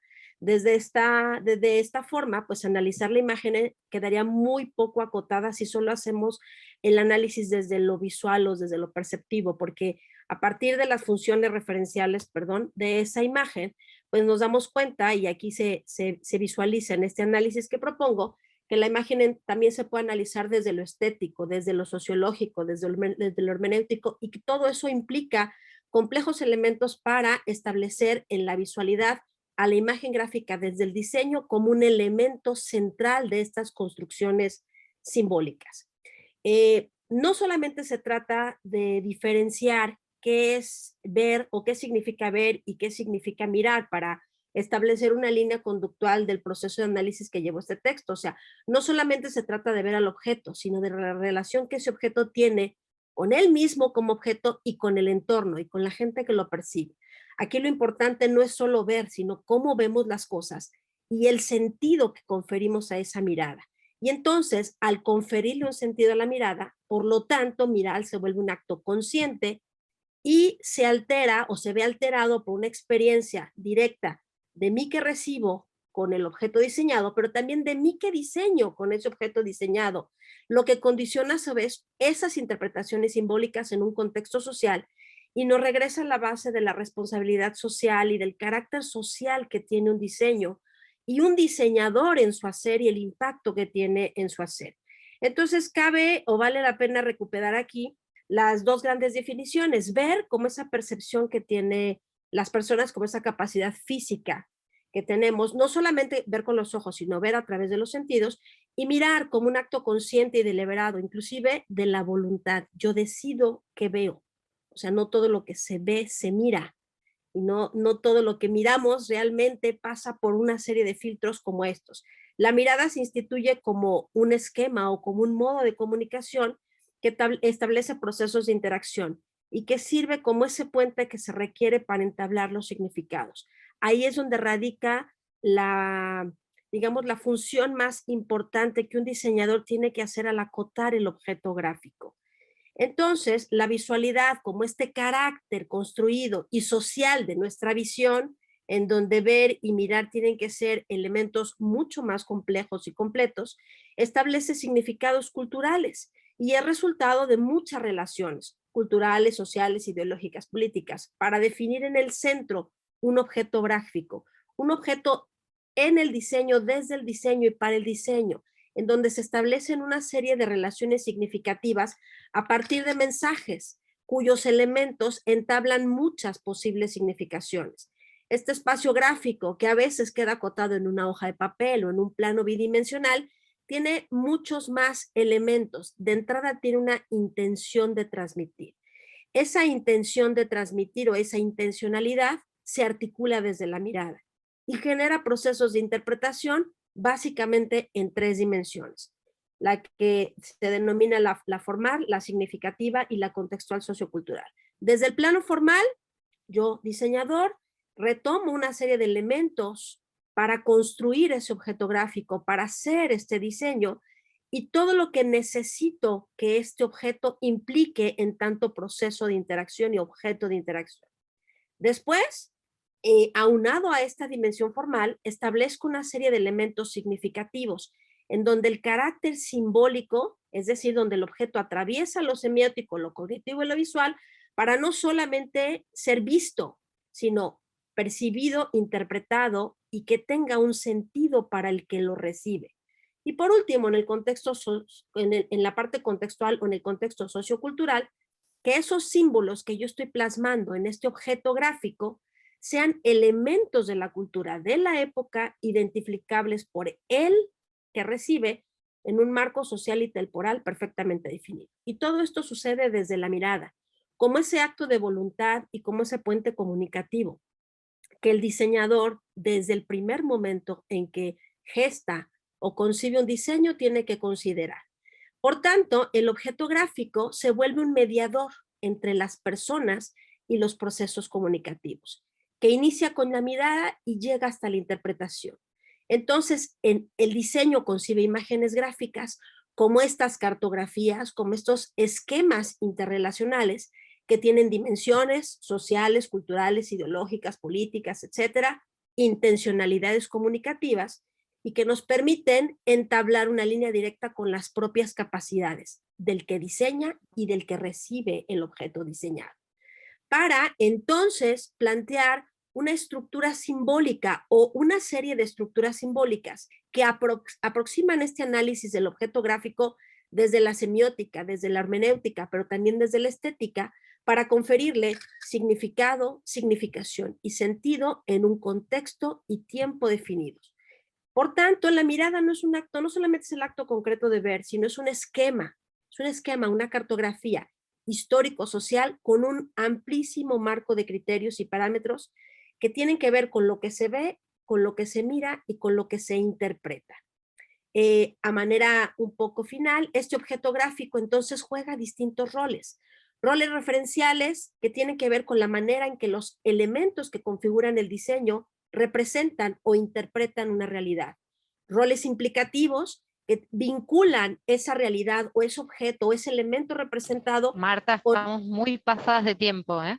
Ok, con reconocimiento y acción, y los roles poéticos, en donde el objeto es un elemento de la visualidad, y como dice Joan Costa, diseñar para los ojos es diseñar para el cerebro, en donde los artefactos visuales o los objetos gráficos son elementos que tienen un significado en contexto.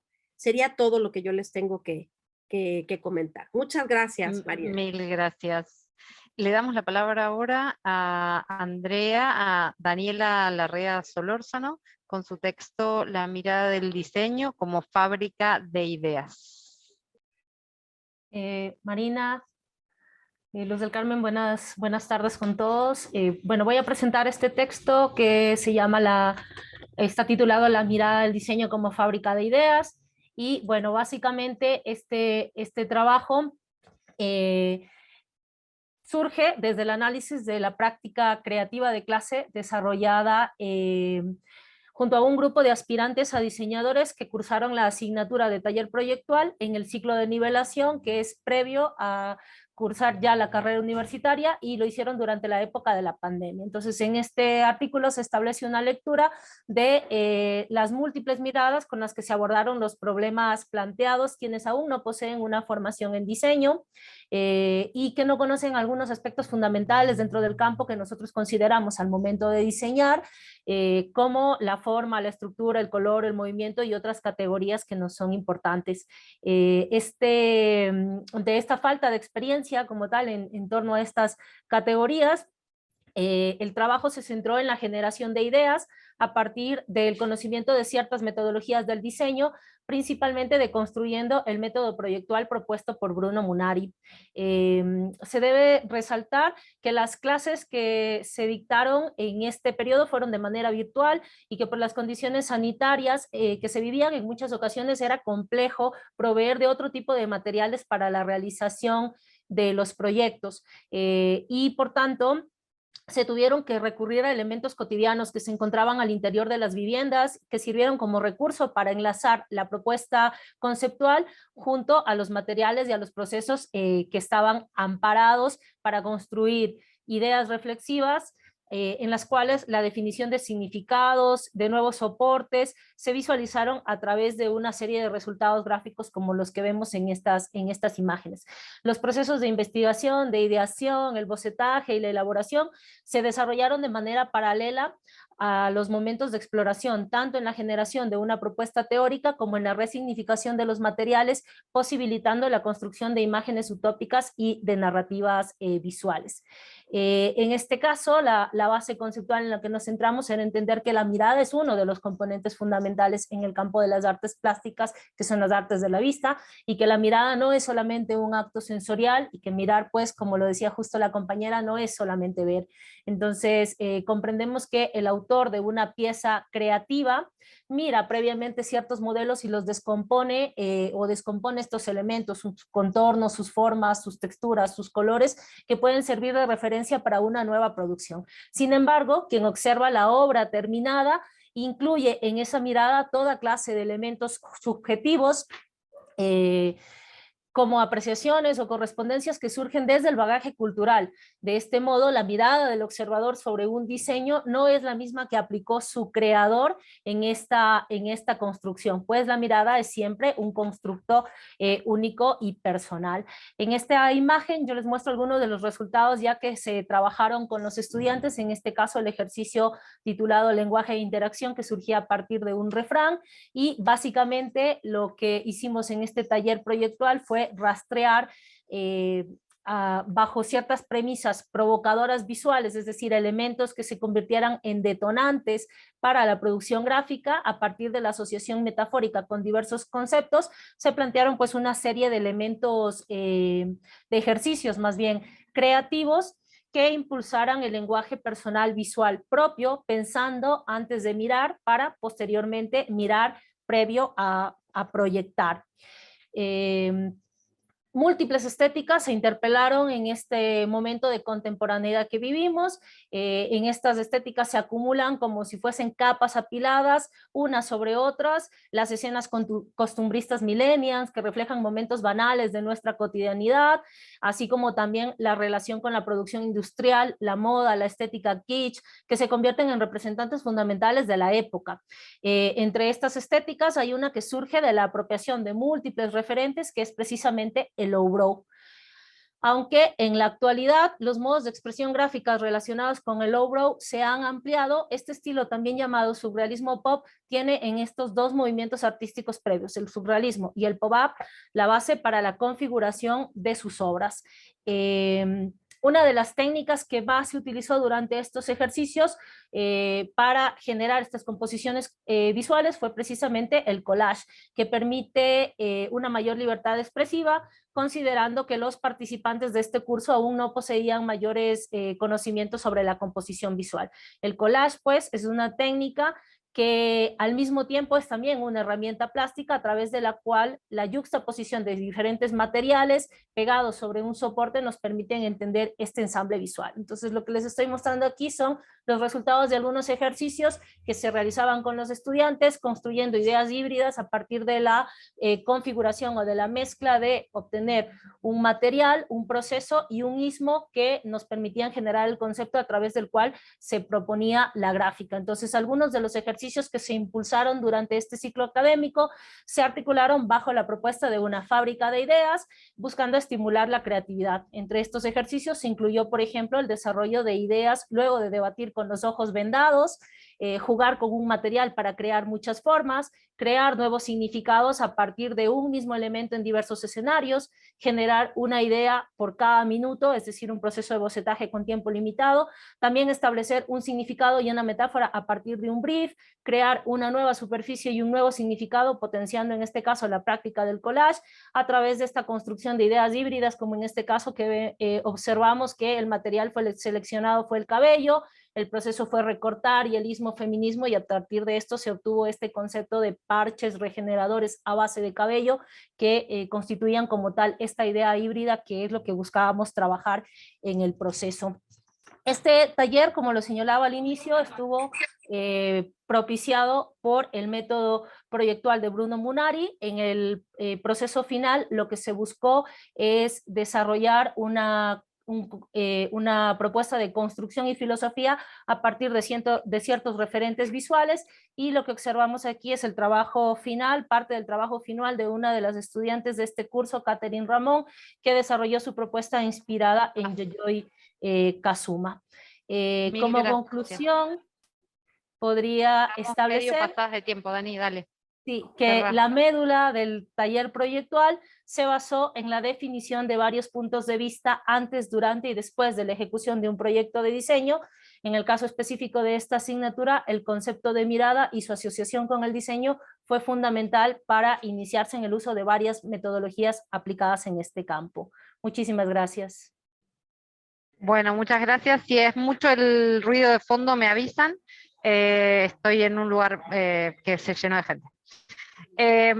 Les cuento lo siguiente: en el próximo, la próxima ponencia es de Mercedes Martínez González, Rodrigo Aparicio Hernández, David Gutiérrez Castañeda y Chantal Garduño Israde. Se titula El codiseño de una exposición comunitaria y colectiva. Hola, buenas tardes. Muchas gracias, Marina. Me parece que no pueden estar David y Chantal, pero estamos acá Rodrigo y yo, que somos quienes vamos a hacer la presentación. Bueno, es una exposición, un proyecto en el que hemos trabajado durante un poco más de 3 años, y es consistió en una exposición que hicimos a través del codiseño, que bueno, surgió de historias y reflexiones compartidas en el marco de la línea de antropología del diseño y el codiseño, y bueno, coincide con lo que ya se ha comentado aquí, ¿no? Con la necesidad de mirar en función del contexto social y las interpretaciones simbólicas, lo que decía Marta, ¿no? Entonces, bueno, las fases de elaboración de este proyecto son estas: la idea, la planeación, hicimos visitas a los talleres, curaduría, museografía, y bueno, finalizó con la exposición que se montó en tres lugares distintos. Rodrigo, ¿estás acá? Sí, hola, ¿cómo están? Buenos días.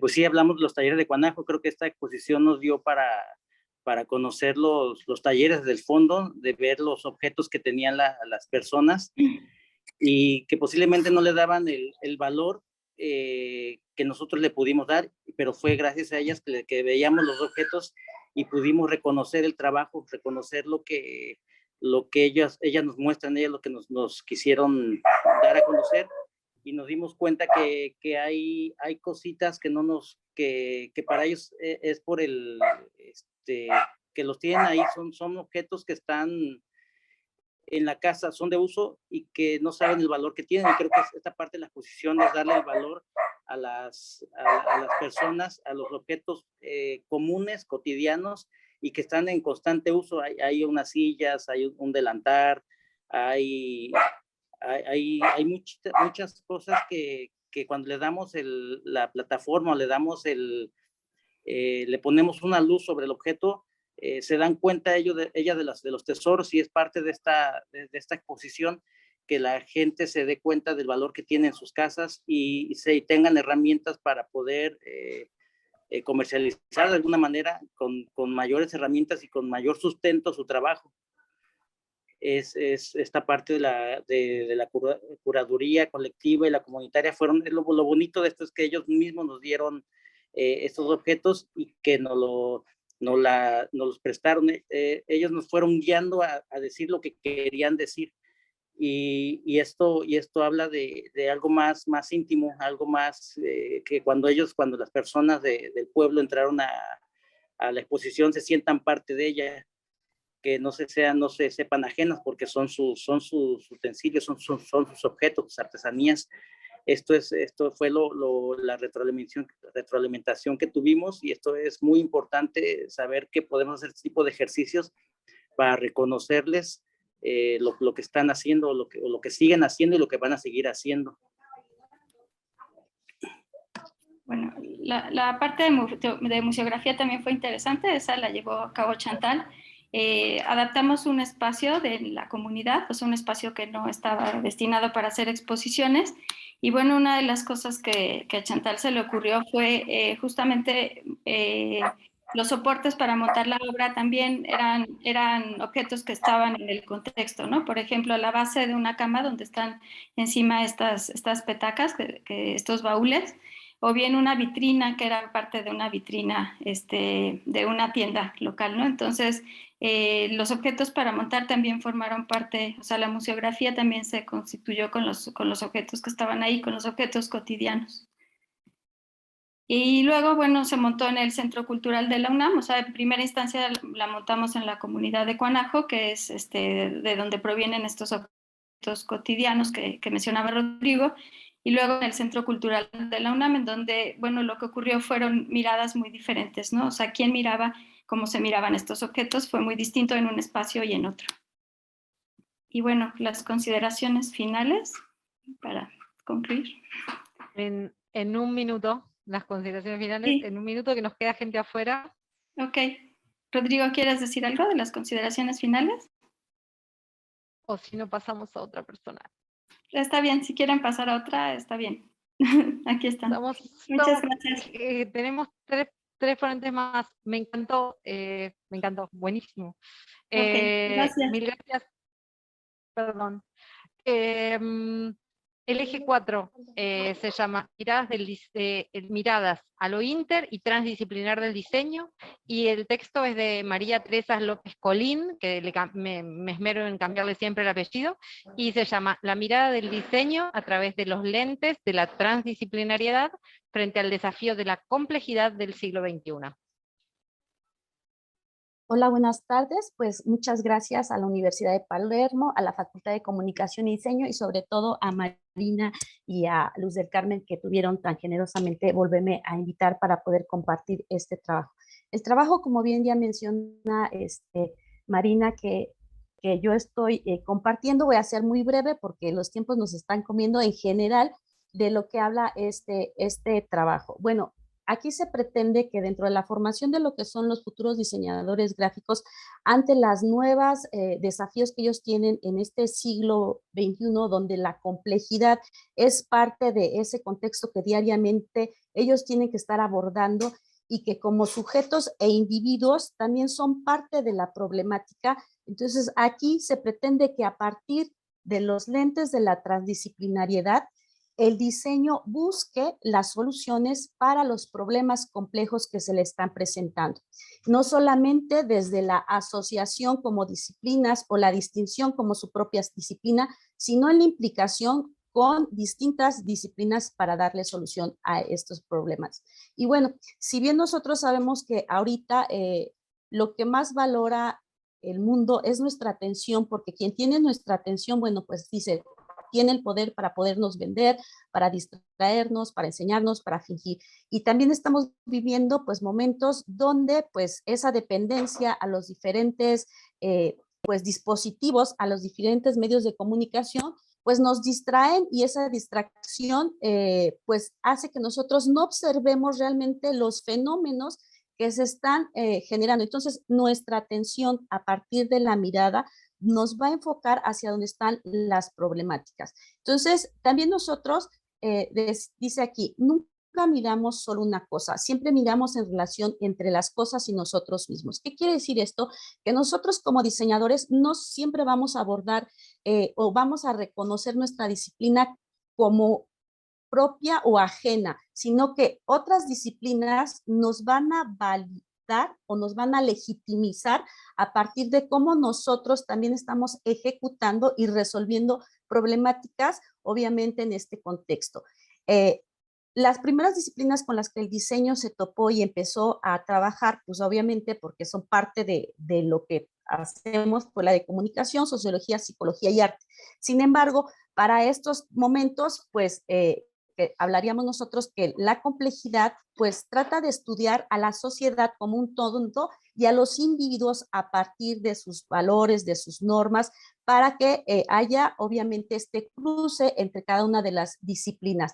Y tenemos nosotros 4 niveles en los que podemos estar laborando. Por una parte, como una disciplina independiente, donde solamente nosotros estaremos resolviendo y trabajando a partir de nuestros marcos.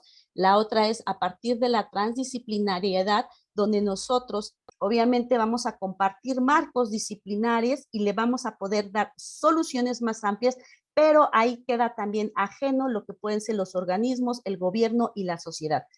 En la multidisciplina,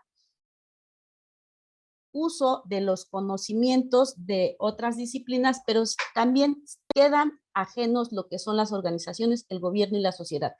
Con la transdisciplinariedad, lo que se busca es que las problemáticas se aborden en un contexto total, donde nosotros hagamos puentes entre cada una de estos diferentes actores, como son las disciplinas que van a resolver, como es el gobierno, como es la sociedad o cualquier otro tipo de organización, para que se establezcan en todo este sistema una solución, pero considerándose. Anteriormente veíamos nosotros Alejandra, que la complejidad... Sí, ya. En 5 minutos termina la sala y nos quedan 2 ponentes. Ok, entonces aquí ir la a postura la conclusión? Sí, dime. la postura es que la transdisciplinariedad es la respuesta que tenemos nosotros ante los desafíos de la complejidad. Solamente a partir de la transdisciplinariedad nosotros vamos a poder abordar los problemas complejos. Por mi parte sería todo. Muchísimas gracias. Genial, total. Mil gracias. Y le damos la palabra a Leobardo Armando Ceja Bravo, que se titula La instalación artística, referente para el análisis de los espacios narrativos, una mirada investigativa desde el arte y el diseño. El extenso está colgado en la web, en el cuaderno que está publicado, que quedó divino, estamos súper orgullosas. Leobardo, tus 2 minutos. Gracias. Carmen, a todos que nos acompañan y nos escuchan. De la Universidad de La Salle Bajío. Y la intención con el trabajo que eje tiene que ver con entender la mirada como esta posibilidad para investigar. En este texto, pues lo que se busca es reflexionar sobre algunas de las posibilidades interpretativas que pueden establecerse en la interacción o en la vivencia de los espacios.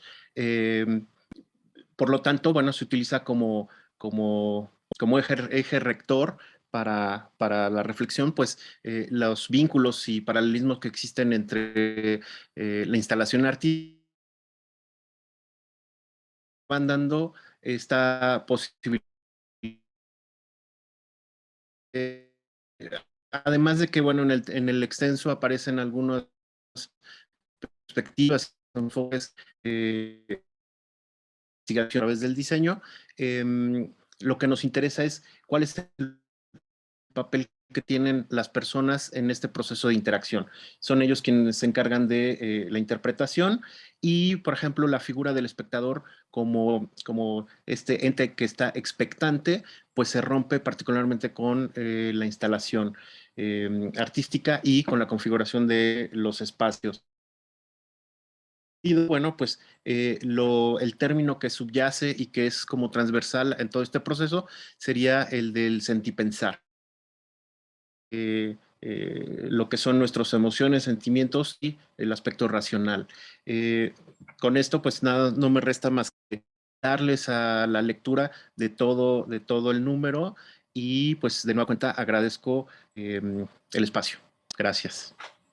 No, te agradecemos a vos y te pedimos disculpas por hacerte correr, pero llegamos a la última ponencia, que es la de Gerardo, Luna Gijón y Ruth López Pérez, que se llama Teoría del Diseño de Información aplicada a la infografía científica. Les doy el último minuto de este coloquio. Ok, muchas gracias. Gerardo. Sí, creo que ya se me cerró la presentación, pero bueno, entonces así. Bueno, la idea es que yo estoy proponiendo pues una mirada a la infografía que se ha vuelto muy popular actualmente a través de lo que es la disciplina del diseño de información. El diseño de información lo que hace es que aporta una mirada que incluye lo que es la narrativa de storytelling y lo que es también ideas y principios de la comunicación de la ciencia. Y a través de esta mirada nos lleva a la acción para poder crear constructos informativos que llegan a empoderar a la persona. ¿Por qué? Porque en los principios del diseño de información hay dos pilares fundamentales. Uno que es la edificación, que permite tanto a quien diseña como a quien accede al material informativo una construcción, un empoderamiento personal, así como también la conmutatividad, que es que a través del conocimiento al que uno accede y que uno desarrolla, entonces el conocimiento tiene dos vertientes. Uno que es lo podemos aplicar en nuestra vida y lo podemos comunicar a otros. Entonces, a través de información se dan esta dinámica de la edificación y conmutatividad que empoderan a las personas, reiterando tanto a quien diseña como a las personas que acceden a los materiales informativos, y con esto se empodera la comunicación de materiales complejos mediante la infografía. Ya. Gracias a todos, la doctora por Vilchis, a la doctora Marina por invitarnos, y también este trabajo es en conjunto con la doctora Ruth López. Ella no pudo estar, pero manda muchos abrazos y buena energía positiva. Gracias. Qué campeón, mil gracias Gerardo por haber corrido tanto. Los extensos están todos en el cuaderno publicado. Mil gracias a todos y a todas. Para nosotros es una tarea titánica coordinar, lo hacemos con mucho amor, con mucha dedicación, y les agradecemos porque esta es una tarea conjunta, colaborativa, así asumimos al diseño, así asumimos a la investigación, como una gran red, de gente, de investigadores que estamos en el mismo camino, dialogando y que nos necesitamos para seguir en este camino que nos apasiona, que es la investigación en diseño, con un montón de instituciones con las que estamos felices de armar redes, y muchas gracias a todos. Luz, si querés el último minuto.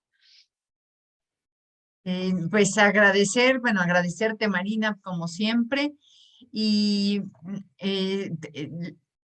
es difícil expresar la emoción, el orgullo de que a través de 5 años, recuerdo que el primer año éramos apenas 8 o 7 en una sala y en la Universidad de Palermo, y en este momento somos 53 personas aquí adentro en esta sala, y yo sé que los hemos correteado para que presenten en 1 minuto, 2 minutos, 3 minutos, pero es una motivación para que lean el cuaderno y para que se emocionen para participar en el siguiente. Pues tendremos más invitados, tendremos más interacción, y de verdad yo creo que es darle una dignidad al diseño muy importante, y eso es algo muy satisfactorio. Muchas gracias por el minuto, Marina, y pues un saludo a todos los amigos de la Universidad de Palermo. Mencionaba yo el martes que llevo 10 años junto a la Universidad de Palermo, y que cada año se da un paso adelante, pero se dan pasos gigantes.